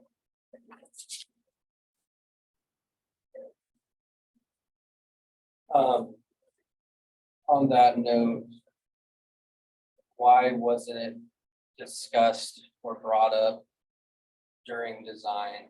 Like why now? I mean, obviously it was discussed to have what we have, which makes sense. But now it seems like we're kind of coming last minute and say no. I mean, are we admitting that we just forgot something? I would be curious to see what the architect's opinion is on industry standard. Because you're right, I think you can't point to a lot of, or maybe he can point to newer projects, but I could certainly look around existing projects that don't have it. Have it in certain areas, which I think is definitely appropriate. So I'm sorry, I'm continuing, but I guess maybe I already said the answer, it was just not, it was overlooked. I think So, in talking to the architect and talking to everybody, it seems like it was an oversight. And I guess the reason I have a little bit of concern, and it's absolutely not because I don't care about anybody's safety, including ourselves who will be utilizing this room. It's not a few $1,000s change order, it's over $100,000.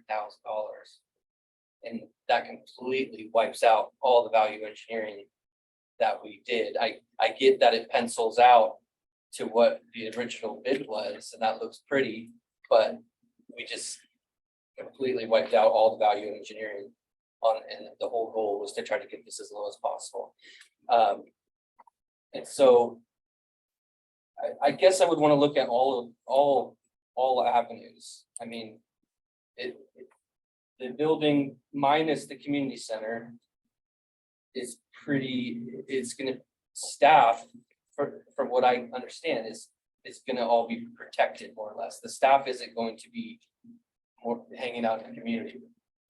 You know, they're all back in the building, upstairs in the building. I mean, I'm guessing the majority of this cost is this community center room where all those windows are.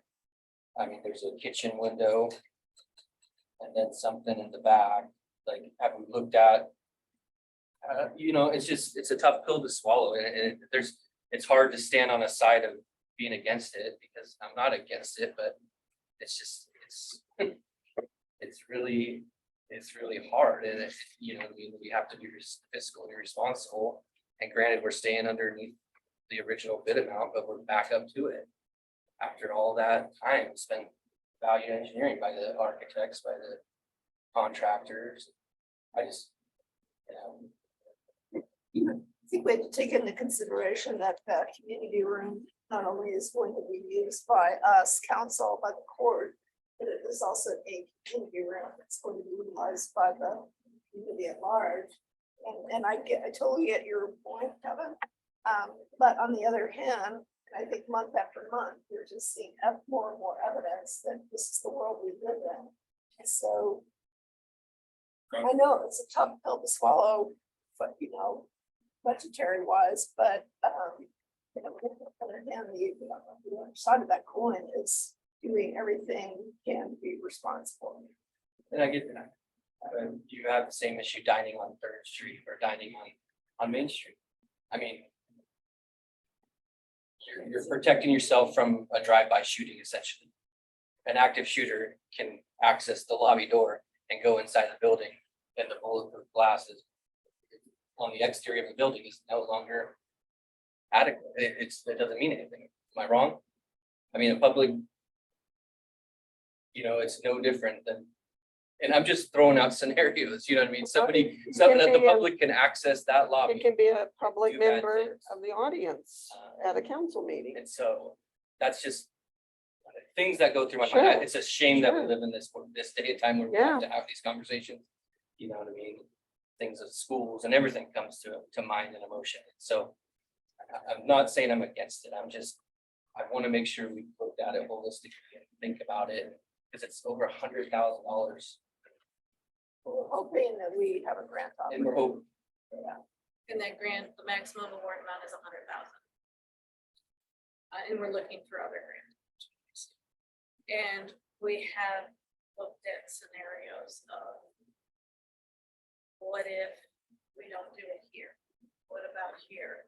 And ultimately, it provided vulnerability. I would have a really difficult time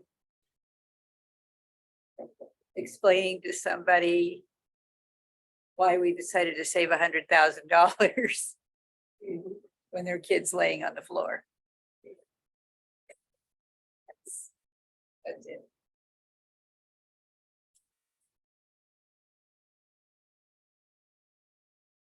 $100,000 is not a cheap investment, No, it's not. but compared to a life, um,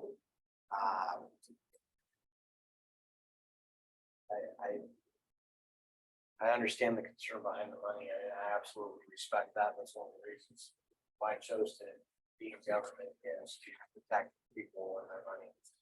But on the other side of that, I feel extremely obligated to protect our residents, visitors, whoever our citizens are people in this community. I feel an extreme need to protect them. I don't know if that's the most appropriate way to put that, but I don't feel that $100,000 for level 1 class is that extreme. Look at the benefits versus the cost. I just want to make sure we're not, and take this topic outside of, take it off the table. I want to make sure that we are being fiscally responsible. We're not just saying, hey, we happen to save $100,000 and we want to do this. Like, we're not going to continue to see change orders because we saved some money here, so let's go out here. That's kind of what I'm getting at. And I'm not saying this is the driving point behind that at all. I'm just saying, like, we went into that value engineering process because we committed to getting this as low as possible. So- Everything you are struggling with, staff is struggling with it both, so we understand this is a lot to comprehend, and to try to digest. And we have looked at every which way to try to get it as economical and as valuable as possible. And I just want you to know that I completely understand where you're coming from, because I've had this struggle for months. Well, and you're looking at the possibility of a grant for this. Are there any other agencies, or I keep thinking that there are probably a lot of groups or agencies or organizations out there that are looking at the same things that we're looking at and saying, you know, that are offering other incentives to public buildings to put in safety. I don't know if there's other ones out there or not. I would think there would be. I'm We've asked, guessing you've, we've asked for people to start looking for it. We've asked our security contractor to start looking for opportunities. We've asked CFM advocates for opportunities. Where we'll look, I would think it would be other than just staff, but because great minds pull multiple people together and you get some great ideas. But perhaps our fundraising team could also contain a list of agencies that maybe could be approached either for a grant opportunity or even Mhm. for it was kind of, yeah, a donation. Or even private donations. Yeah. You know.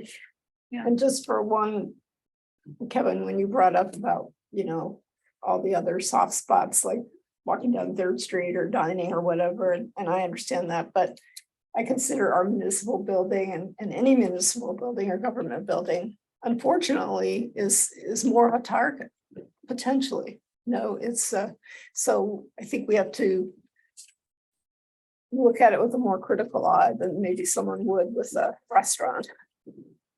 it's a little higher profile. Yeah. But you're right on the fiscal side, but Kevin, I get it. I absolutely agree with the fiscal statement you made. It's not that we don't disagree with you on that, for sure. Yeah, and it's not It's that I disagree. really with it, frustrating, it's when we yeah. talk about it, 'cause Yeah, it's. We are all accountable, you know what I mean, for it, so. I think this is not the last change order we're gonna see from this building. I think you're right. Well, and that's where, I think that's. we should get used to it. That's gonna, it's happened, it's construction. Construction is so irregular and things happen all the time, like just with the budget, when I'm seeing the engineering or whatever increasing, like this is just the nature of Mhm. government and building and maintaining things. Like things go up in price all the time. Never go down, always go up. And there's a lot of heartburn every day as we have these meetings. I'll have my weekly meeting tomorrow and we'll be discussing some things and we'll be talking about whose responsibility, if there's going to be a change, something is. And one thing Mhm. during our weekly meetings that they've been hearing a lot of is this is not the client's fault.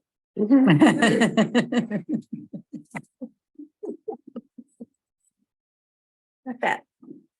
So there's a lot of heartburn. That's what I'm so empathetic with where you're coming from, because it took a lot for me to even get to this point, bring it to you. A lot of headache, a lot of heartburn, a lot of talk, a lot of negotiation. A lot of pleading. So where we are with this, do we need a motion? There is a motion on your page.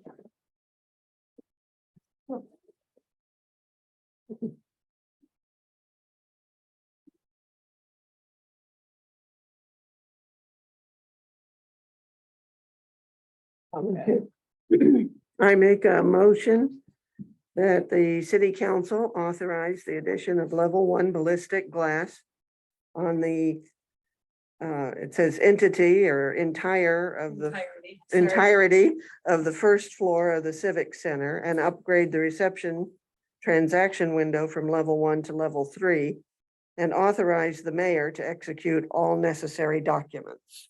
Second. All in favor? Aye. Aye. Opposed? Abstain? Motion carries. Righty. Oh, boy. Item B, Oregon 47 realignment update. I'll start with that. Okay, Shannon, do you want to give any introduction or maybe shall you we could. just let Shirley jump on in here? Why don't you jump on in and then Well, I'm gonna jump Coward. on in, and if I omit anything. Yep. Then you're gonna jump in, okay? So first, I wanted to, before I talk about the actual latest meeting we have, I want to give you a little bit of historical context about our last interactions with ODOT. And the last community engagement meeting that we had was in November of 2022. And then in April of 2023, the mayor and city manager met with ODOT representatives to discuss specifically roundabouts. Have I left anything out on that was the, okay. And I wanted to give you that historical context in terms of, where we are in the latest meeting with ODOT. And then we'll be talking about this handout that you all got here is the original S-curve. It's basically the 1999 design that was in the TSP. And that's kind of where we started from when we first started considering the realignment, which was what, about 3 years ago now? This most recent iteration, yes. This one was about 3 years ago. And then it moved into what we now call the new alignment with the safety, pedestrian, traffic improvements, flow, that type of thing. So And the roundabouts. roundabouts, right? Okay. So on July 27th, the ODOT representatives came here to Carlton to meet and met with the mayor, myself, and Shannon, city manager, to discuss budgetary issues and regarding this project and the path forward. So in keeping in mind these earlier dates. And area manager Jim West, he's area manager over Region 2 of ODOT, delivered comments, sober comments. And he delivered the news that due to that, and I'm quoting this, events such as COVID, wars, and runaway inflation, the original, this design, before we came in and wanted changes to it, is now $5 to $7 million over the original sort of design estimate. And the design that we're talking about in terms with our public engagement and all of what the public wanted to see in the roundabouts, et cetera, has jumped to, it's gone from 15 million to 19 million. And so they, give us that news, and then they informed us that both options are in jeopardy. Not only the latest one that we've been all working on and talking with the public on, but the original one that we didn't want. And that they were looking to us for guidance, or, there was sort of a real pressure on us to get back to them sooner than later about where we want to go with this. Do we want them to, either one, whether it's this one or the project that we really want to see happen, that they're going to have to, quote, fight for us and to get any money. I mean, and if you want to add into that, Shannon. What I would add is in front of you, in addition to the drawing, is also a summarization of what the outcomes were from our public engagement meetings. When the council president's talking about fighting for money, our money came from a type of funding way back when. And then ODOT code that has a certain color of money. And Enhance is no longer around. And what they told us during this meeting is enhance cannot be intermingled with another color or another funding source unless there's a scope change. And the way you get a scope change is when we asked is adding things like roundabouts, because that's not in the original description of the project. So if, as we continue this discussion, keep in mind that we had about $9 million in enhanced funding. If we stick to the same scope, we have to find other enhanced funding. Enhance is no longer around, which means we have to count on other projects that have received enhanced funding failing. In order to intermingle with other funds, we have to change the scope somehow, and then it becomes what we've been doing. How do we change the scope and stick to?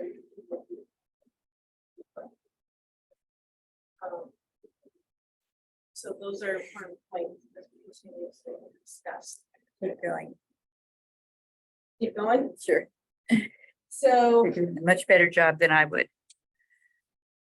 there's essentially three hard options on the table, with some addition to some of the hardness on two of the options. So the first hard option is do nothing. Keep everything as it is. Basically say thank you, but no thank you. And in that case, what ODOT had alluded to is that other projects that need enhanced funding because budgets have gone up, they will utilize ours and fund some of those other projects. Second hard option is the S-curve design and to say to ODOT, yes, fight for your original design. Free public engagement. And that one, as the council president said, is $5 to $7 million short. That design needs other enhanced funding. So we would need to figure out other projects with that funding. Well, ODOT would have to figure out other projects with that funding. That would be what they, my understanding was what they would do if they were to quote unquote fight for us. The third option is we did the public engagement. It doesn't have to be exactly what was done, but we want to keep the intent of the public engagement and what the public said they wanted to do. That project right now is estimated at 19 million. That one changes the scope. That one allows for seeking of other funding. They did look for other funding through the RAISE grant process, but they were unsuccessful in at least that process at this point in time. The modifications to 2 and 3. I have been engaged, I brought the mayor and the council president in, and I've mentioned it at a couple of council meetings. I've been engaged with another firm that believes in community-sized roads and development for not just car-centric, but vehicle-centric roadways. And they have stayed in touch. I think he actually thinks that Carlton is a pet project at this point. And he has suggested doing a peer review. And what a peer review would do is essentially we're hiring somebody else with similar or like experience of ODOT in traffic and roadway design to look at what ODOT has proposed and say, we disagree with this, or we think you can do this. It would not be popular with ODOT. But it would give us an understanding from a different perspective of how somebody else might approach this situation within what ODOT is trying to achieve. They said it is possible that it could reduce the cost of the project. Because ODOT does agree to some of it, it could lead to less right of way that has to be purchased from private property owners. It could lead less reduction of roadways, so less asphalt that has to be put down on the roadway. There are varying ways that it could lower the cost of the project and become a community people centric rather than just cars. The other one, and this is coming up because at this point in time, we're getting all of our information from ODOT. And there is a level of hesitation in the community from the multiple decades of engagement throughout this process with ODOT. I have experienced, for instance, they have not analyzed the entire area as far as traffic. They did last year in April, one day, 16-hour traffic analysis of Pine in Maine. And based upon that one day traffic analysis, they had determined that we don't need a four-way stop or an all-way stop, and we don't need a signal. So we're dependent right now on them. The other portion of this is, again, to hire our own analysis. We would want to know that if we did it, how would it need to be done for ODOT to see it as credible? But we would define the parameters of what was analyzed. Truck counts, heavy counts, like, you know, those. What those two items do is we are now, rather than being dependent completely upon ODOT for information in their analysis of what we're working on, we're getting a differing opinion who is not committed to ODOT. It's an independent analysis and advocate for us. Now, you're probably saying, well, if they don't have the money, why are we gonna do this anyway? Or why would we even consider doing it? We would have the information, should we be able to find other, or ODOT's able to find other money? We would have a different perspective.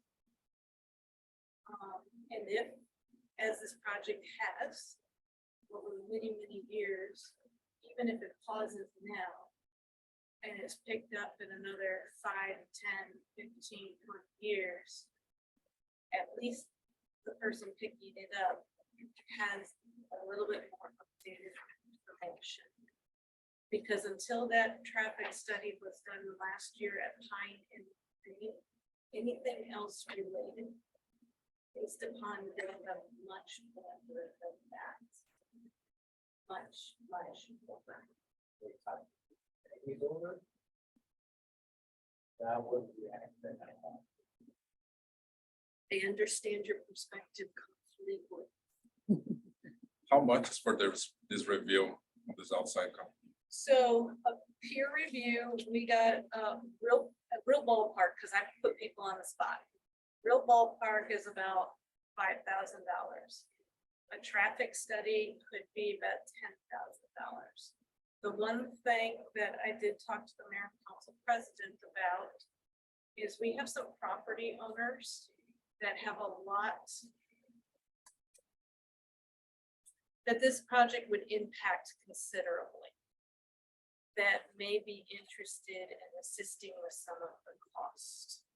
I don't know that for sure. But there may be other citizens. We talked about fundraising for the civic center. Why not fundraising for a road? There are people in town, I think, who would be happy to fundraise for the road, yeah. I'm looking creatively. You can ask Amy. I think she sees my mouth open and I think she cringes of God now what. So those are the costs for the peer review and the study. So how and when do we lose the $9 million in enhanced funding? If we said, we did this study, we got these different opinions, we did another traffic thing. I guess I'll just stop. How do we lose it? ODOT will not give a firm date of when they will Pull the money. pull the money. Because if we do this study and do this, they could pull it tomorrow, they could pull it in 2 months. If we don't say we want option 2 or we want option 3, is that what I'm hearing? We basically have to choose 2 or 3, or, I think if that's the path council chooses to go, let's just run down that way for right now. I would recommend that we approach ODOT and say, we want to go for the 19 million. And the change in scope with the community attributes. We're willing to work with you.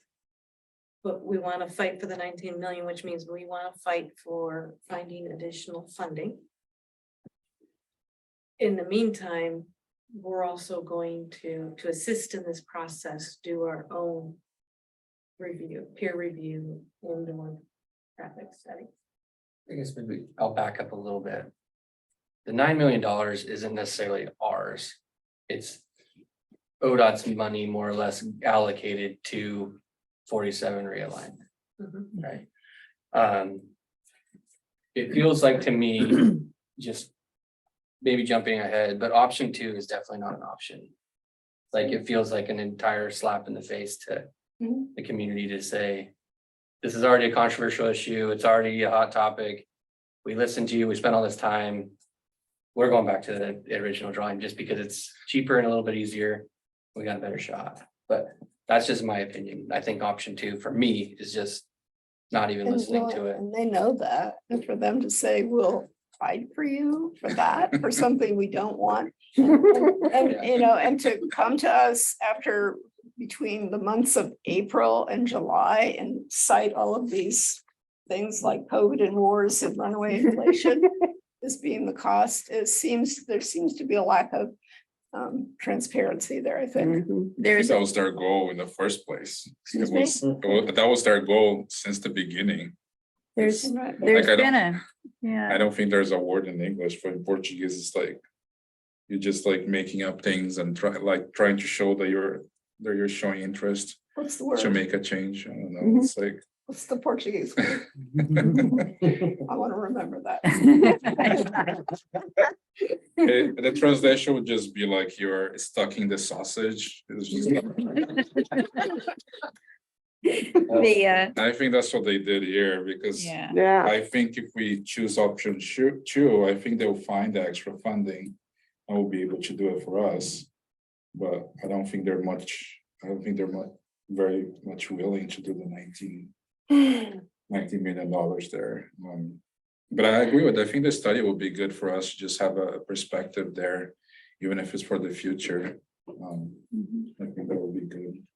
Be kind of cool if the study kind of shows that, yeah, our citizens are on the right path and but the study and our citizens' input or our residents or whatever, their input all together and all of us fight for this upgrade that I believe our community needs. I'm very disappointed in them that, you know, they've, you know, engaged with us in these community engagement meetings up until November. And just a few short months later, you know, and that's the Well, newer that has been the options pattern. and, you know, and it makes me wonder how much of a commitment they've ever had on it, you know? well, it does seem to be a pattern that they will come in and give us hope. And then they just disappear for a while. And then come back and say, okay, you got to make a decision now. Which is kind of the pressure that we're getting again. This is the constant pattern. And it's not fair to the city. It's just not fair to the city. One thing, like, not that I'm taking their side at all, but I mean, if I remember history correctly, it wasn't their idea to do the reroute. So It- there is, you know what I mean? I thought it was. No, it was the city council, I think that Yeah, I think pushed for. ODOT always wanted to keep it going down Main. Well, they No. wanted to, the original, I mean, you're right, Kevin. I mean, you're talking about the realignment. I mean, their original plan was to go for, and we would have gone for the reconstruction of Main Street. But what happened, as you might recall, they came in and, dumped this design on us and started including required bike lanes and taking away all this parking. And so everybody went in an uproar about that. And then that's what, and then they pointed out to us, oh, there is this other design in the TSP. And that started the conversation about, let's look at this moving a block over. So I do a follow-up to that is, so we choose option 1 or 3, say, because they're both kind of similar. 3, we're staying, we want to choose this option, we want to work with you. At what point, it sounds like it could be at any point, ODOT can just say, we're done. We're gonna redo Main Street. And we've lost all control of design criteria. So that's my fear is like, could they possibly come back and say, we don't have to do any of these. We own, our highway runs through downtown Carlton. And we're gonna go ahead, and design and redo it with removing on-street parking, with adding bike lanes. I mean, I hate to sound negative, but I think that is a real option for them.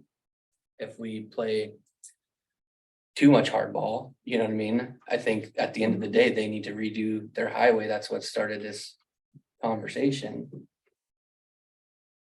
But I guess what I'm getting at is, did the city have any control over the issues that became such a hot topic that kind of forced looking at these options? Like, or could they start next year and say, we're going down Main Street and you just lost all your on-street parking? So I can't say that's not ever a possibility. I can say from what I've learned is that public engagement is supposed to be public engagement is supposed to be a part of the process, so that if they were to come to this community and say, we're just gonna do this and eliminate parking, my guess is they would hear a whole lot of outrage. That may not be very popular, especially with all of the issues going on with the roads. They've also talked extensively about their budgetary issues.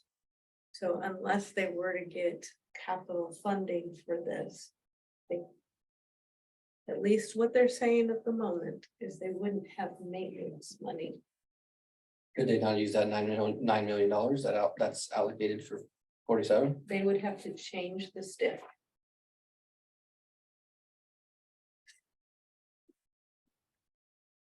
So I'm not saying what you're envisioning is impossible. But I think there's also some hurdles that. That's good to know. I can't say how high the hurdles are. Legally, they could. Well, they have issues, like, I mean, maybe they can eminent domain sidewalks, I don't know, but like, they spoke at length about how the turn radiuses don't meet design criteria, so like existing, so I don't know, it'd be interesting to see. The existing turn radiuses, you mean? Yeah, they don't.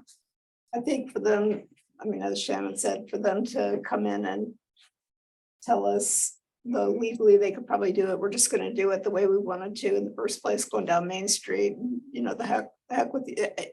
I think it would be a PR nightmare for them. So. Have we done this in the past, like with other? Have they just decided to go through the Main Street and not? Like, is that a recurring thing? We're just keeping on Main Street. Yeah, I was just wondering what, like, a lot of small towns in Oregon are like that, right?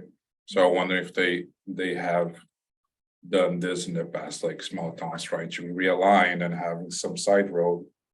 and they decided to just keep it in the main street and did it their way. Is that something that happens often with ODOT? I don't know if I have a clear answer. Do you I- have an answer? I don't have a clear answer. My assumption would be that it happens more often than we would like to think. Because ODOT has the money.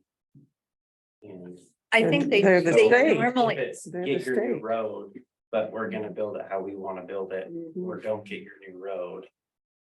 I think that maybe, the smaller town, a lot of the smaller towns have not been as resistant to ODOT, that they've gotten a little bit steamrollered and they do it because they're small towns and it's ODOT.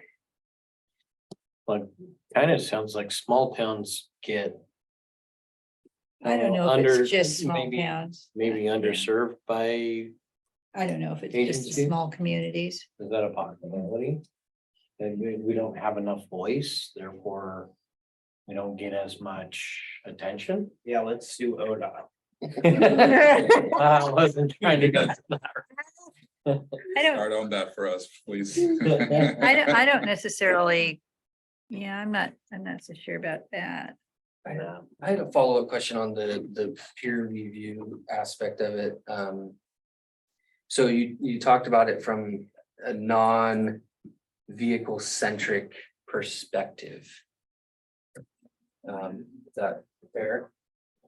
I'm kind of questioning what that looks like, because I know from these sessions that some of us went to, you know, there was a lot of discussion about bike lanes and things that people wanted to see, and parking and scenarios, and, you know, wineries and truck drivers still saying that they still need to use the road. So does this peer review, is this going to implement some of the things that were controversial and maybe not as liked? You know what I mean? Because we talked about trucks going down the reroute path next to a bike lane, next to a green space. You remember those?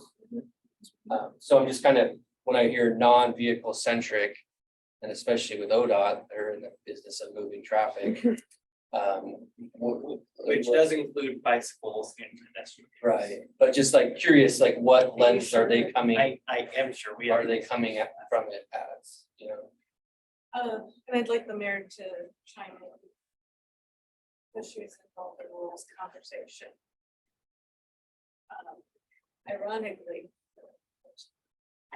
I talked to council about a peer review last August. And mentioned it, well, we were all at the fire department, fire hall, we just heard. Yes. They will look at things like bike lanes, but they're not interested necessarily in doing something the community's not interested in as well. They're looking at, for instance, ODOT.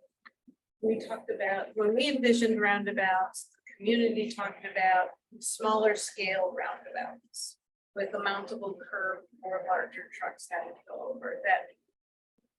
Continued the flow of traffic, which meant ODOT's objective, the traffic didn't stop and go and didn't block off the paths.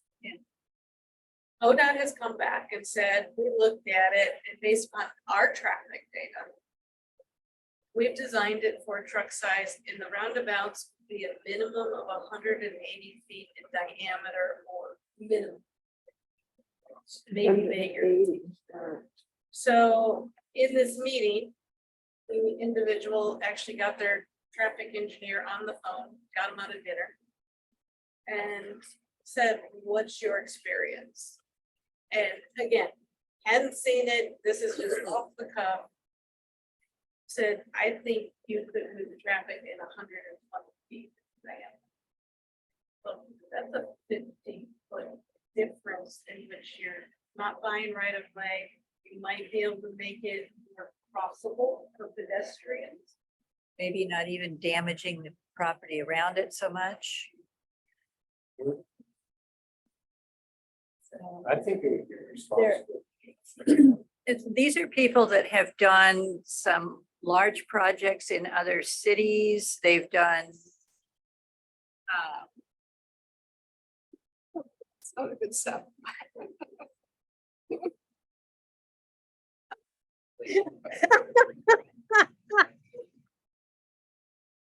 I'm sorry. It sounds like it's just, it's done. It's going to bed. Anyhow, they've certainly worked in around the country and they have a good reputation. They've done many projects like this. I think we've seen some of their projects on video. On video, and I can actually give you an example of something they've done at Hood River. I'll be over there in a couple of days. I can take pictures. Take pictures and talk to the staff. Yeah, I'll see what I can find out. What their take on it was that, you know, there are options, there are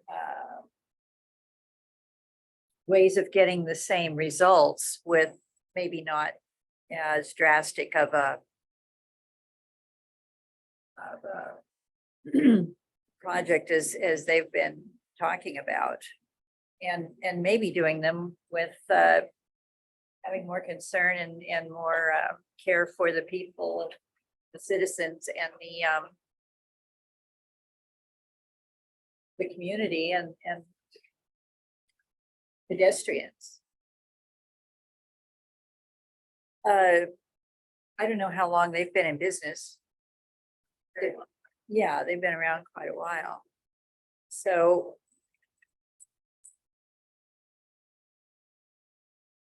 you know, there are some other people in town who still need to have some conversations with.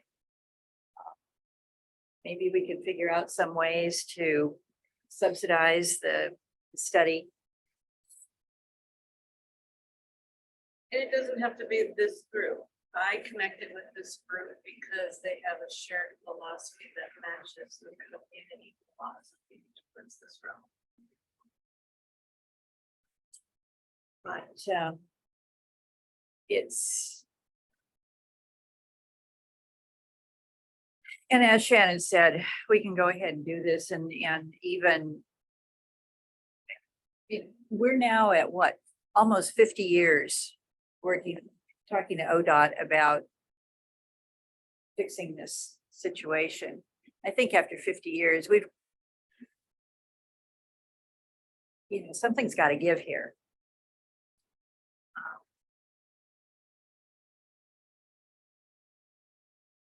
Is this something that would go out for a proposal, or is it something that would just would be to the company you're talking to? I mean, a traffic study, that would be an RFP process, right? Or is that something? Given the amounts, we could probably go with 3 bids. More of an informal process.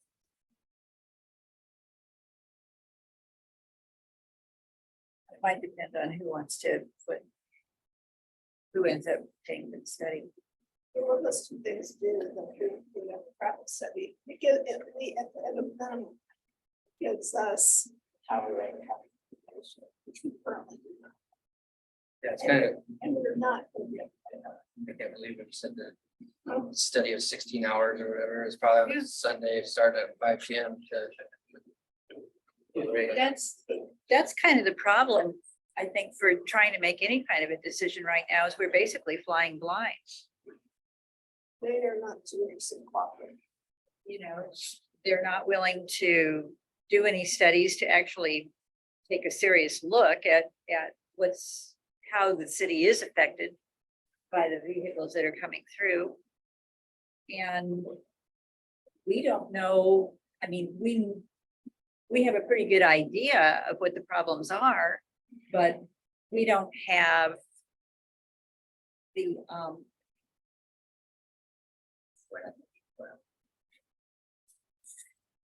solid numbers. We don't have the solid data. We don't have the data for it. So are we just looking for like a consensus on what option we choose and whether to ask you to move forward with the traffic study stuff, where we're at? Yeah, I just need a consensus for the direction the council wants me to go. Put on my creativity hat. It's my opinion that option 3, the citizens option is the best one. And then getting the subject matter expert or experts to take a look at peer review and traffic study, like a legitimate, real traffic study.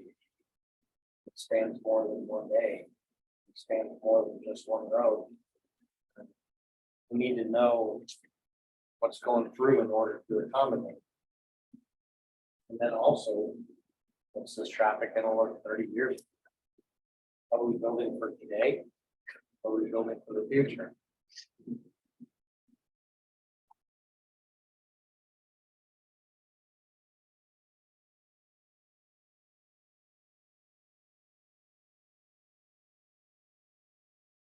The consensus of everyone else. First option, the original design, 1999. For me, it's just.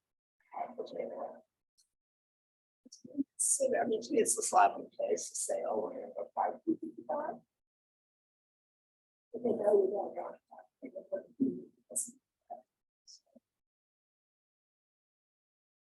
The community invests a lot of time coming out and seeing us, talking to us. Mhm. So, and That was, I think, the most surprising thing to me with this was that they made the trips up here, they listened and they heard what the community wanted. And after listening to everything that everybody in those meetings had said, they came back to us and said, well, sorry, we really can't do that.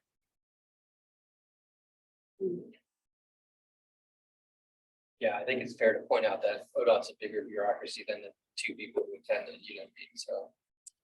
It wasn't them personally, probably said. I mean, everything gets run up the ladder, so it wasn't the person who was attending the Well, community I'm sure meeting. there's a lot of pressure on them to hand over that. And it's- There Those are folks. all kinds of people and yeah, there's all kinds of folks at ODOT that are just sitting there waiting for that money. I was listening to one of their meetings last week. It's it's MWACT and I can't remember what the acronym stands for, but they were talking about 2 projects that they're planning right now, and I'm not sure where they are in the planning stages on those. One, which is down at Cloud Corner down in Dallas. And then the other one is up this way at Perrydale Road. They're doing some work on the highway up there. Both of those projects they're putting roundabouts into. They just put 3 roundabouts in over in Redmond, 2 or 3. They seem to have some resistance to doing it here, to wanting to do anything here. So I don't understand. I'm thinking they're probably pretty sidetracked right now with the Dallas and the Perrydale one, plus they're doing a bridge, reworking one of the bridges in Salem over the river. That's gonna be a huge project too, putting another lane, I think, on that. So they may just be pretty stretched right now. I don't know. And I've been pretty clear in the conversations, it doesn't have to be roundabouts. If they've got another solution that meets the community's objectives as well as their own, let's hear it. But they've not put forth anything else. And I've not, certainly in the conversations I've heard, I've never heard any reference to anything that would be an alternative. So I don't. I was just in Bend, Mayor, and I drove past those roundabout construction sites and they are massive, massive roundabouts. It is. Yeah, crazy. well, they're putting them right on the highway. Yeah.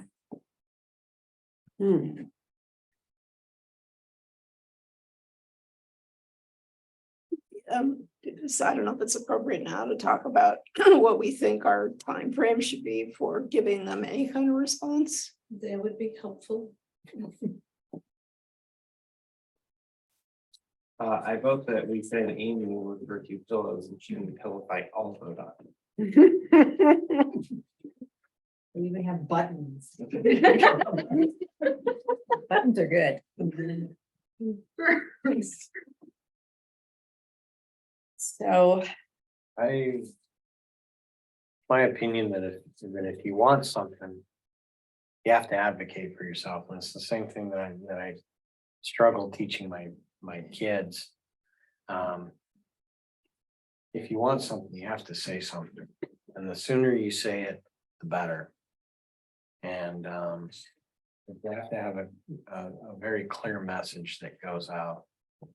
And I think that we can make this message very, very intelligently, especially with the people that we have working. I mean, you do an amazing job. I think that we should fire something off that says. I thought you were about to say fire me.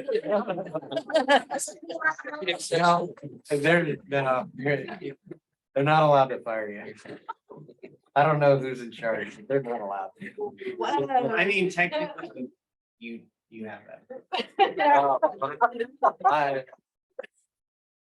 That would be unwise.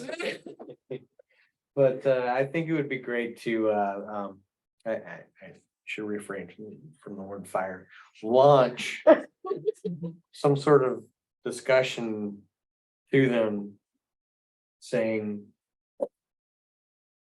we want the citizens' wishes respected.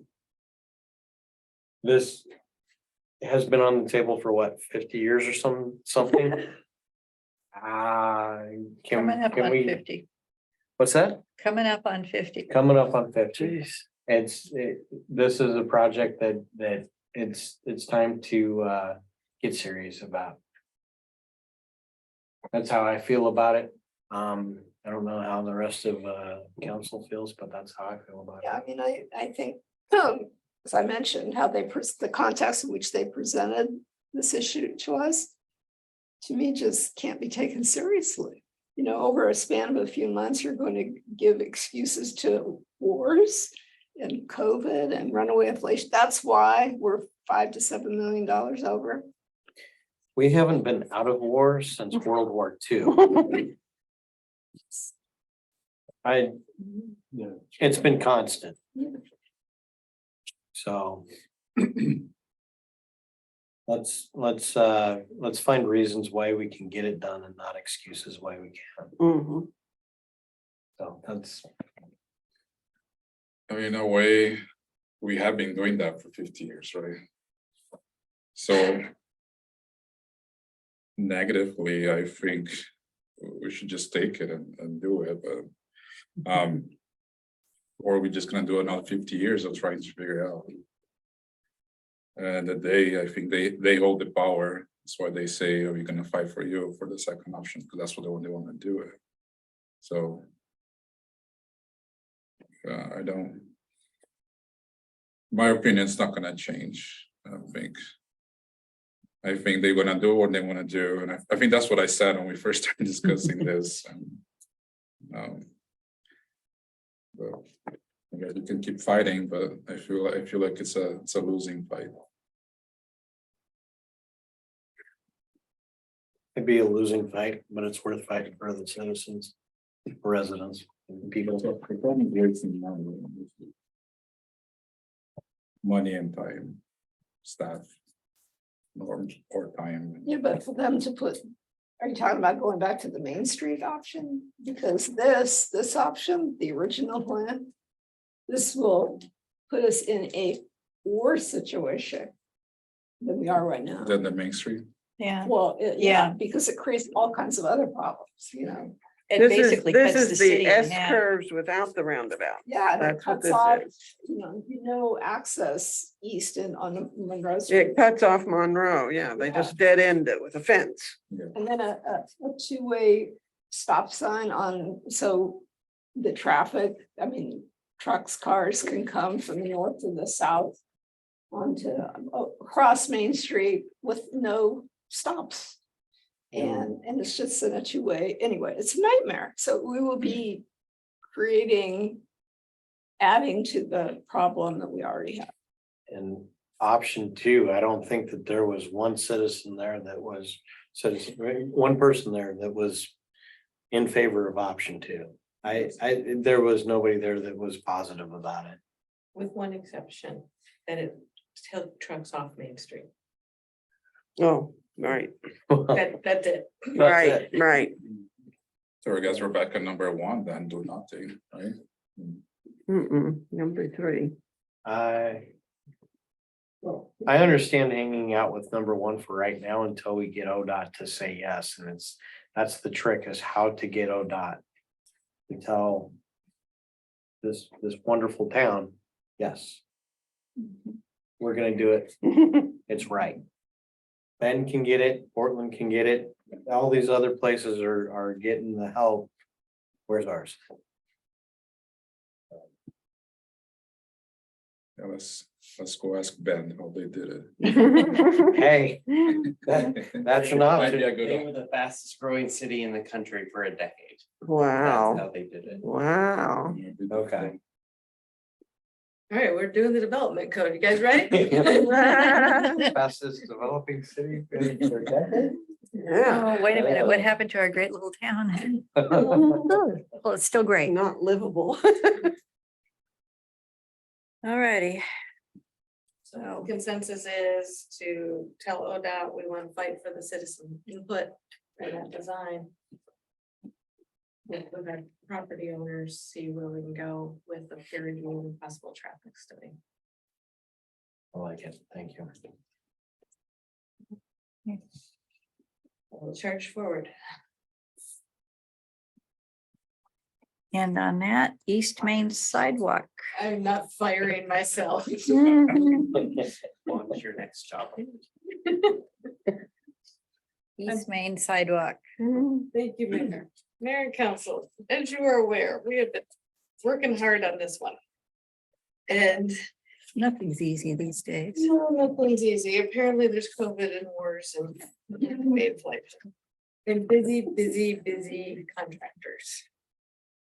And I can't fault the contractors for wanting to make money, especially after COVID that did shut things down. Mhm. And then we had an explosion in the construction industry Mhm. afterwards as everybody tried to get everything restarted.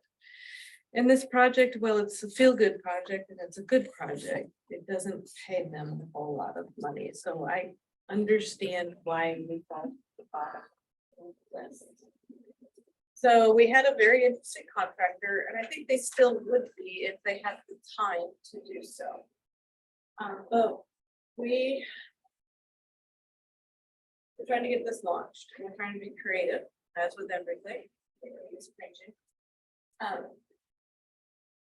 So we talked to the city of Independence. If you remember when we first talked about this program, Independence was the city who was able to launch this program originally. They have been struggling as well, which is good to know we're in the boat with good partners. They've experienced the same problems with contractors. And they're still trying to relaunch the program. So they are using a group that's out of Polk County called Community Services Consortium. And so I talked to them and got some information about what that program looks like. And Dean from Willamette Workforce Partnerships and I met and said, how do we try to replicate that? Because we don't have a community services consortium. So how do we replicate what they're doing? So what they have found is that with some caveats, that we could get essentially a retired contractor. Not someone who's interested in teaching children, but that isn't necessarily just, if you wanted to pour your sidewalk, that you would hire this person. And Dean had thought, he has a board member who don't have a technical humanity. And so he thought about reaching out to them to see if perhaps they had somebody who could I said, before we do that, I would like to talk to the agency that has just done work, that's doing work in our own community. And there's community. And so we met last week with community home builders, and Councilor Erickson, please step in because you were at this meeting as well. The takeaway is they're thinking about it. So they're gonna go back to their board and they're gonna consider, I think, both of the individuals we met with, the person who would actually be overseeing or teaching the youth, and the executive director are very interested at conceptual level, but of course they have a board to answer to. And so, Which, if any of you have been down, I know David, seen him down the street from Roger. He's an older individual who was gonna retire, but he decided, no, he's still got knowledge, years and years of knowledge, but just not capable of doing all the physical. He's dealing with those younger people down there, teaching them and going, well. So he was open to the idea of doing it. Through the conversation, talking with him, it come out to where possibly I don't want to call them kids, but young individuals that are there to do concrete stuff. If home builders needs help for something, if we could have a cross partnership. Oh, yeah. Or maybe some of the home builder people would come help. I wouldn't say help us, concrete, and then vice versa, back and forth. The two of them that were there, they were excited about it. They thought it'd be a great, they gotta go back to their board and Yeah. see how it all works out. Roger did talk about if there was any kind of small amount of money available that he's got some people that he can bring on as far as supervisors to help the project get going for us. Some other retired contractors that just want to have something to do to help out. So that's our next ace of the bag, I guess you could say, that we're trying. Then the other night I was talking to Shannon and I mentioned we were possibly about contacting the concrete masonry union. See if they have something to where they send people that need to learn some skills to be working at the union jobs. So it's not dead yet. We're still pushing on it. It's been a long time. It's on life support. Yeah. oh, it's got more than that. It's got a rolling thing of oxygen. I do like how creative we are being with this. This is great. Seeking other options. Because of these community home builders, it's one of the reasons why I have a house in Carlton. So I would absolutely say whatever we can do to the partnership, and they support us, we support them, that would be great. I believe it's a very good organization to work with. Thank you for your work on that. Oh, we're working on it. Keep up the good work. In the meantime, I am continuing to work with property owners on the improvements / encroachments they have in the right of way. And essentially, we're approaching them with, we're not making you change anything at the moment. We have figured out how to get the sidewalk project done without you changing anything. It's just in the future, should you repair your fence or you move your fence, we ask that you move it with respect to city right of way. So that's what. And did the trees pass? That's a longer story. Oh. Still, Okay. Okay, is that it? All right, item D, resolution establishing a city donation policy program. Thank you, Mayor and Council. This is a part of the Adopt a Park program that we discussed of formalizing a city donation policy. The Adopt a Park stuff is still being examined, so I don't have it here for you this month. We're still working on it. But I did bring forth a resolution based upon the one that you'd like to have modeled on. It has been reviewed by our city attorney, and it is here for you tonight.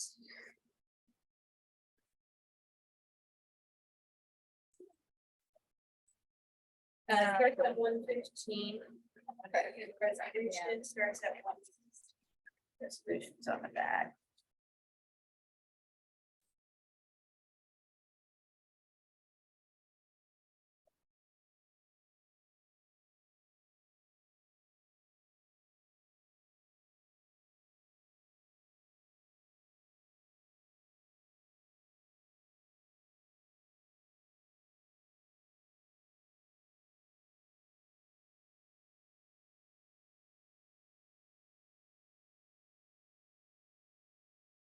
So do we have like a huge list of things that we need?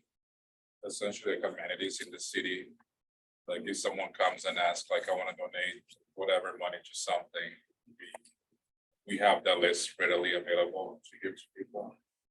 It is readily available in each one of our heads. So we have talked about putting it onto a website that it is easily accessible.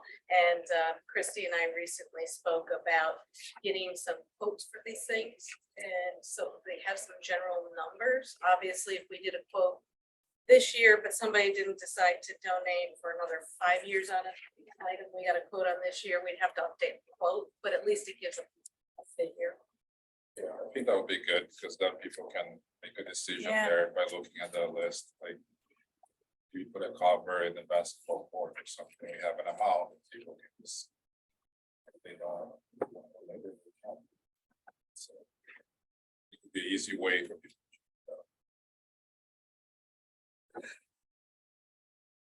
That is a very long resolution.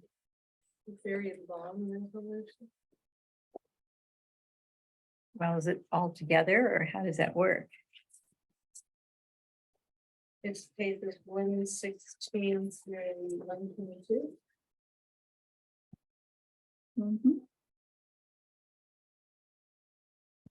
Right, well, most of ours are usually one page. Then I understand where you're coming from.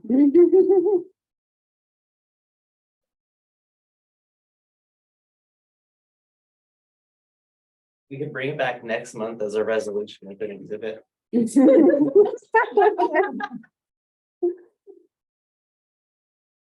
Sure. They're gonna add a lot of staff work to be managing donations. We've set up a line item to be able to do some donations and the budget already in anticipation of the Civic Center fundraising project, so. Everything for the work is already done. We've also, if you notice, going to Christmas in Carlton, set up an opportunity for people to already donate via QR code. So we've done a lot of the work already. We're really formalizing it and putting some structure behind it. So some of the things that people may ask about would be answered in this actual formal policy. So it would actually be an assistance to staff if these questions come up. Would the person have to come physically to the city hall to pay, or could we set up like online donations? Like, what is the plan? We have options, like I said, the QR code where you can do it online. And so I'm sure we can set up through the website if we already have it for other items that they could pay. There would be a convenience fee. If it was a bigger donation, I imagine it probably better to speak with you or maybe the planning before they make the donation. Is that all? Okay? Depending on the size of the donation, you're right. There's a lot of times, there's usually a threshold in which people want to talk about tax deductions or tax consequences. So we should have like some type of instructions that like email whoever and schedule a meeting or something with you. Depending on the size of the. We can certainly put that caveat on there. I have found in my experience that it's a self-trigger. If somebody of a certain size, say $100,000, they don't want to just go to the website and input their information. They want to talk to somebody one-on-one. So it's more of a self-policing.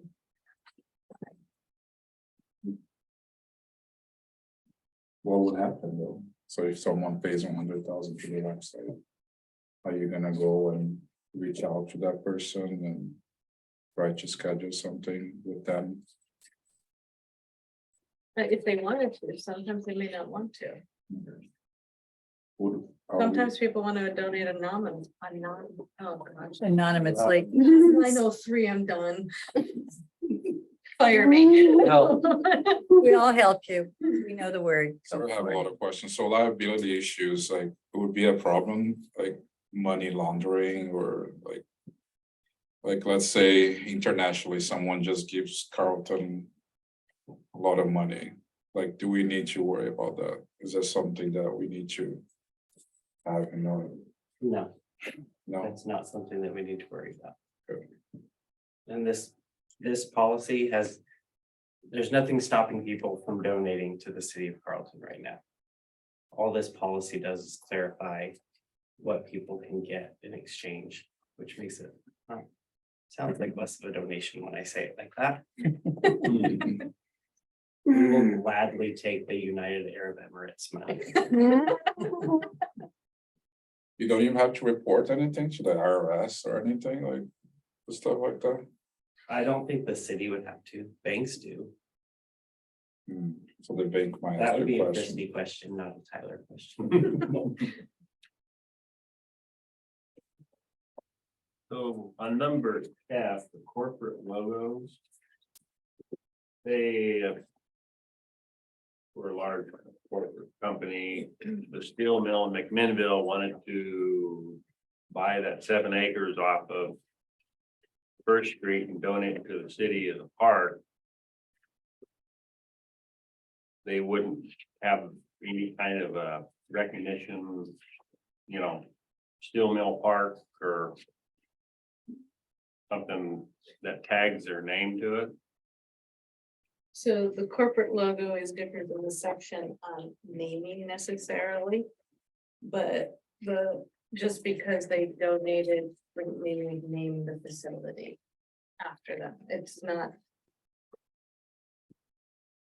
a Carlton Farms donates and therefore it's an automatic naming.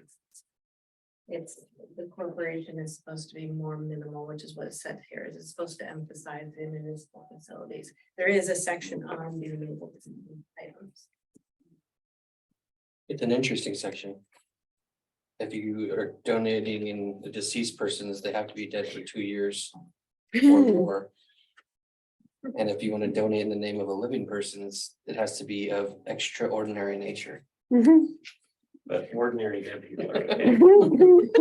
I found those. Why Who's 2 gonna be years the or judge of more? that is my I don't question. know, I don't. Do we need proof that they're dead? After 2 years, I hope. No, but why 2 years or more? The reason it is in your resolution is because council gave me direction that is the model resolution they wanted to follow. So there was an assumption that council had read the resolution that they asked me to model.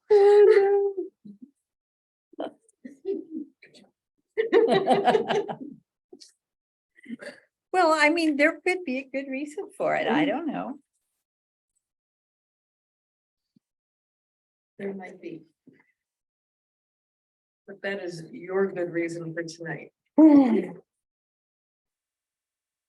I'm guessing it, so there's like an emotional cooling down period so that we don't get every widower and widower who loses such spouse calling and saying they want the park named after their spouse. Right. Not to say that people will still care after 2 years. Or you can just use Shannon's answer. I was just trying to. Was it strictly limited to just, or could it be No, it Animal. says there's lots of things with groups. notorious animals?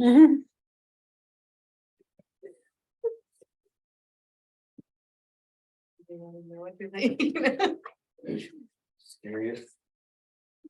Could It's you just- give an example? Like, I'm just curious on for a. Like you said, protection of the natural environment is high priority. To this end, the city may limit or reject donations. I'm sorry, where are you at? Section 4, A. State beginning there.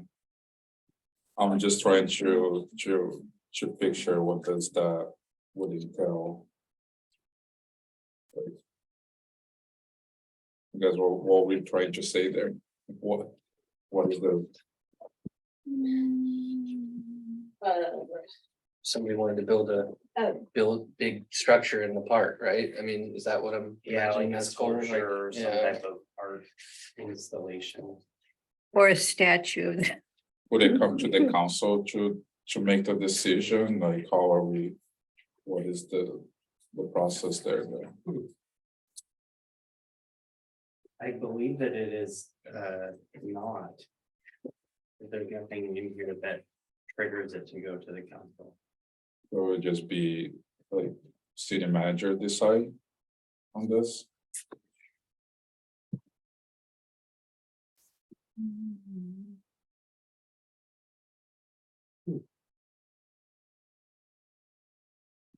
Who's making decisions here? That's a great question.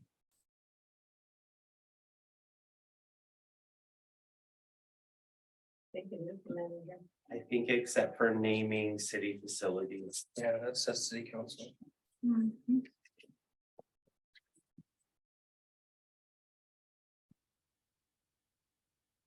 we perhaps have the city council, like? Have the city council make these decisions, especially for. Large structures or donations or. Things that might change the park.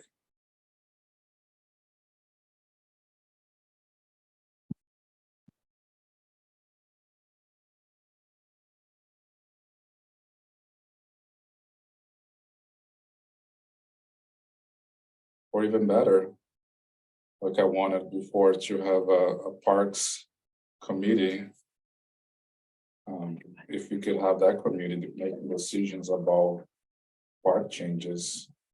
I guess in this case, it might go to the planning commission, just doing some of the park, but. If we start having more activity with the donations and changes in the parks. We might as well have a parks committee that can make those decisions. Assuming the donation is related to a park. Yeah. And you're right, if donations increase to the level in which a committee is needed. Currently with our difficulty in getting committee members, obtaining quorum, the amount of administrative work it takes to set the agenda, takes minutes, cancel because we can't make quorum. I am begging you not to do a committee at this point. Instead of a committee, can we just pass it through city council if necessary? Would your parks master plan also be a guidance tool? Well, it also says the manager will offer donors a list of pre-approved furnishings and approximate cost.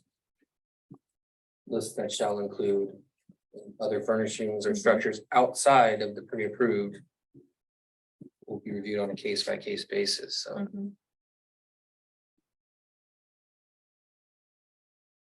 think we're gonna get this influx of the donations.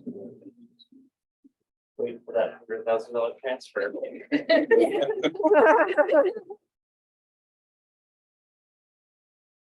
And I don't wanna see everything get bogged down with, if somebody wants to donate some flowers, needs to get council approval, I mean. I feel like, Well, there has to be a limit, right, or a threshold. Before it comes to us.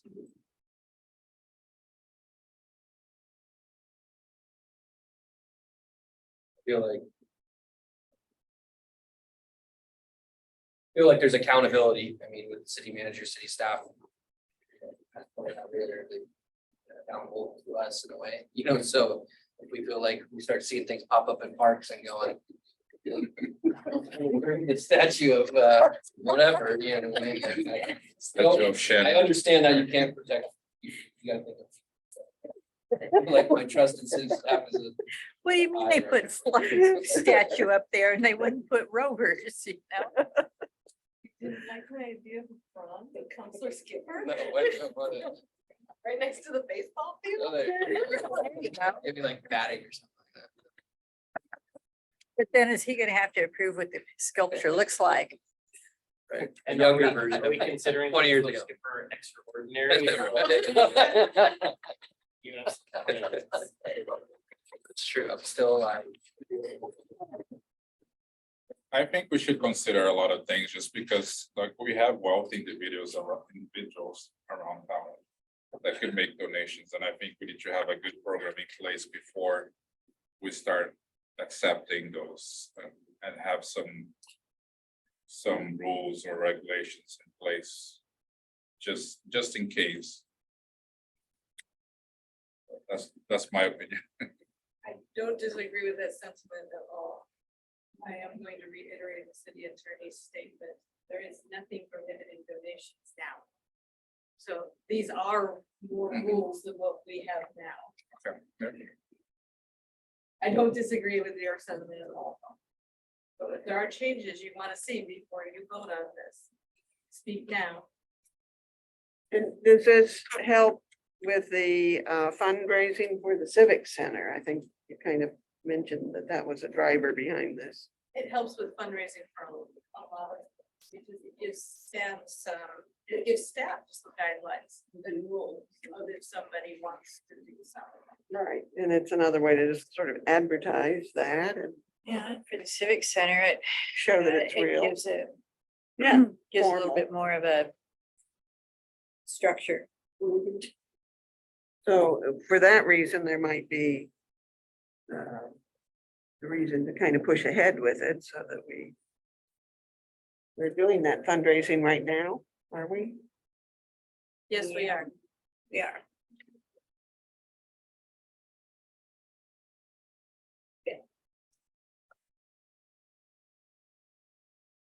So are there changes you want to see in this document before you consider a motion?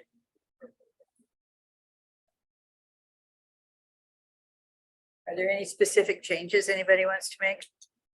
I'm actually gonna withdraw my little point about bringing it to city council.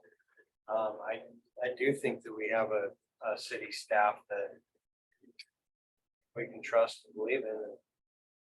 Why do we need to micromanage things? So I'm retracting my previous statements that we should micromanage people because it's unwarranted. So,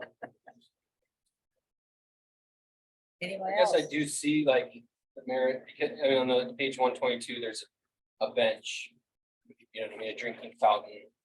And I guess I do understand, like, at what point do we stop saying, well, we've had 7 benches like donated, where are we gonna put all, you know, like it feels like there's methodology in here for the city staff to say, we don't need another bench, you know what I mean, maybe you allocate your money. Am I understanding that right? I can't just say, I've got $1,200, I want a bench. You know what I mean? I'm having fun with it, but in a way I'm being serious, like it feels like they're kind of like Councilor Brandale is saying, like, do we need to clean this up a little bit? I don't know. It does offer more structure than what we currently have. But it does seem like, or maybe the gray areas are a good thing, it allows for the flexibility for staff. We can But I would just always- see like somebody looking at this, saying, I'd like to donate some money, and the drinking fountain sounds great. Well, you know, there's Staff- costs to get water to a drinking fountain. Staff will know if we can do, you know, I mean, they can announce and say, Right. we're not doing those now, or we have 52 of them in the town, so we're no more. So- Yeah. City USA. And we have to make all these green spaces, so we'll need more benches and fountains. Great city of Carlton, where you can always find a seat.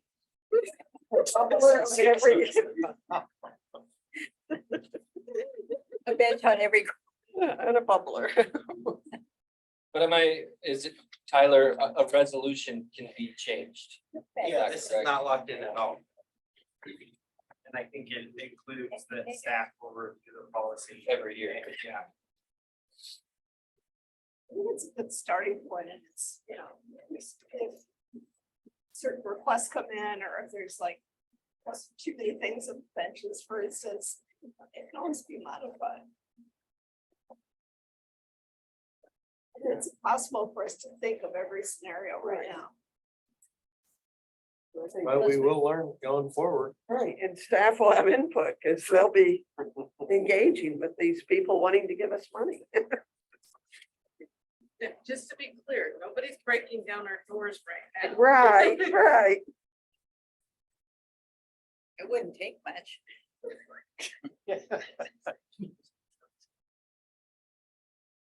Um, I gotta go out that door. Well, I'd be prepared to make a motion, but I want to make sure that the other counselors are feeling comfortable with it versus or. if No, I there's just- more I just- discussion or- I had one other question about, I think you just briefly mentioned some tax incentives, so is there a line or something about that these are? The city won't be giving tax advice, so the only line. Okay, Here is, we don't give tax advice. but the people will get a receipt for their money and they hand that over to their CPA or So when whatever. I was referring to people who usually want to talk about, Yeah. they want to know, what am I? Yeah, going to yeah. I receive? need to So talk that to you. then they can talk to their tax professional and say, is this enough? Okay? Okay. We maybe have like funds, like in this list, have like, oh, we wanna have a park or expanding our parking. Can donate to parking or something. We certainly can, and the suggestions that are in the resolution are just the ones as examples in the resolution. Right. It is not the entire compilation of everything that is in staff's heads that we envision going on our website. And probably even then we won't capture everything, but we'll hit a few key points. Then, people who want to donate land to the city come this way or do that differently. This policy is not meant to cover land. Okay, so that would be a separate negotiation between that person, the city, and yourself. anything else? Thoughts? Not that, roundabouts. I make a motion that the city council approve and authorize the mayor to sign resolution number 2023-345, establishing a city donation policy program. All in favor? Aye. Aye. Opposed? Motion carries. On the next item. Okay, on your weekly update on Friday, I sent a list of 3 dates to you for a public works tour. If you remember during our council goal setting, this was a highly desired item by councilors. Yeah. So I issued 3 dates. I would love to see if you have one that outweighs the others. It is October 13th, October 20th, October 27th, and they are all from 9 to 11 a.m. And Counselor Thompson Riser gets 3 gold stars. But she's the only one who's responded, and she volunteered to drive people. I swear I sent something in, but apparently not. I'm sorry. Everyone needs to sign a waiver before they get into Counselor. Yes, please, yes, please. No offense. I might try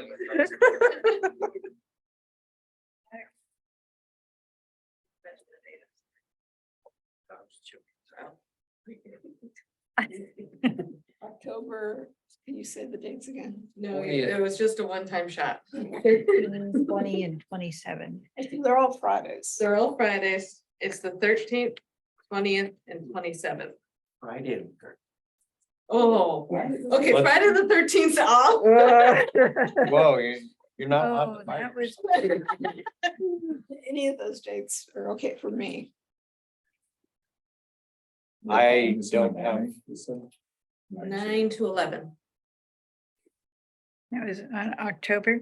Mhm. October, that was what? 2024, no kidding. What are we gonna do? Public works facilities, so things like the water treatment plant, so you can see all the work that was done, the lagoons. The mayor and the council president did this with me last year. I think it was last year, even longer than that. It was also offered to the rest of council, but they were the only ones who took me up on that. Oh, did you? Oh, you went separate, we did separate. The road to the reservoir is improved now, right? It was a harrowing drive up We there. might be walking the reservoir road. Oh, dear. Would be a nice walk, Yeah, actually. okay. 20th. It works best for me, but I could really make any of them work, but if I had to choose, I'd say the 20th. I forgot the dates you gave me. I'm available, all of them. I would like to avoid the 13th, so the 20th sounds good. I got 2 votes for the 20th, I'll put on the vote for the 20th because Three it sounds votes. awesome. 20th is fun for me. 4 votes, going once, Yeah. going twice. I'm okay with playing. Yeah, All right. Speaking our. The 20th it is. I should have said 20th, should have spoken it. Oh, wait. Wait, on with the Carlton what maintenance facility tour, Public Works. public works tour. Like, tour. It's 9 to 11, you said. 9 to 11. I will send out a calendar. Is there ice cream after we're done? Absolutely. If we can agree to a date, absolutely. Next thing I have to figure out is transportation. You can get the short bus. I'm Today. not sure it'll make it up the reservoir road. Boy, I haven't heard that phrase in a long time. Is it time to adjourn? Okay, we made decisions. We've made decisions. Decision made, locked in. Are we done? Is there anything else? Anybody got anything else they want to bring up? You've got 5 minutes to do it in. Just real quick, want to thank Shannon on all of her amazing hard work on the getting ODOT in and out, or whoever our contractors were that did all the sidewalk stuff. I've never seen people get in and get out so quick, and talking with some people, it was brought to my attention. This is Shannon's hard work, and we're lucky to have you. So. My blood pressure's still recovering. Well, adding to that, I would thank everybody on this council for all of the work that they've done in the last couple of months between the rail corridor and everything else that's been going on the last couple of months. It's been some pretty hectic time, and you all did really good work. Carlton's lucky to have all of you. With that, is there a motion to adjourn? I move that we adjourn. Second. Second. All in favor? Aye. Opposed? Motion carries, meeting adjourned.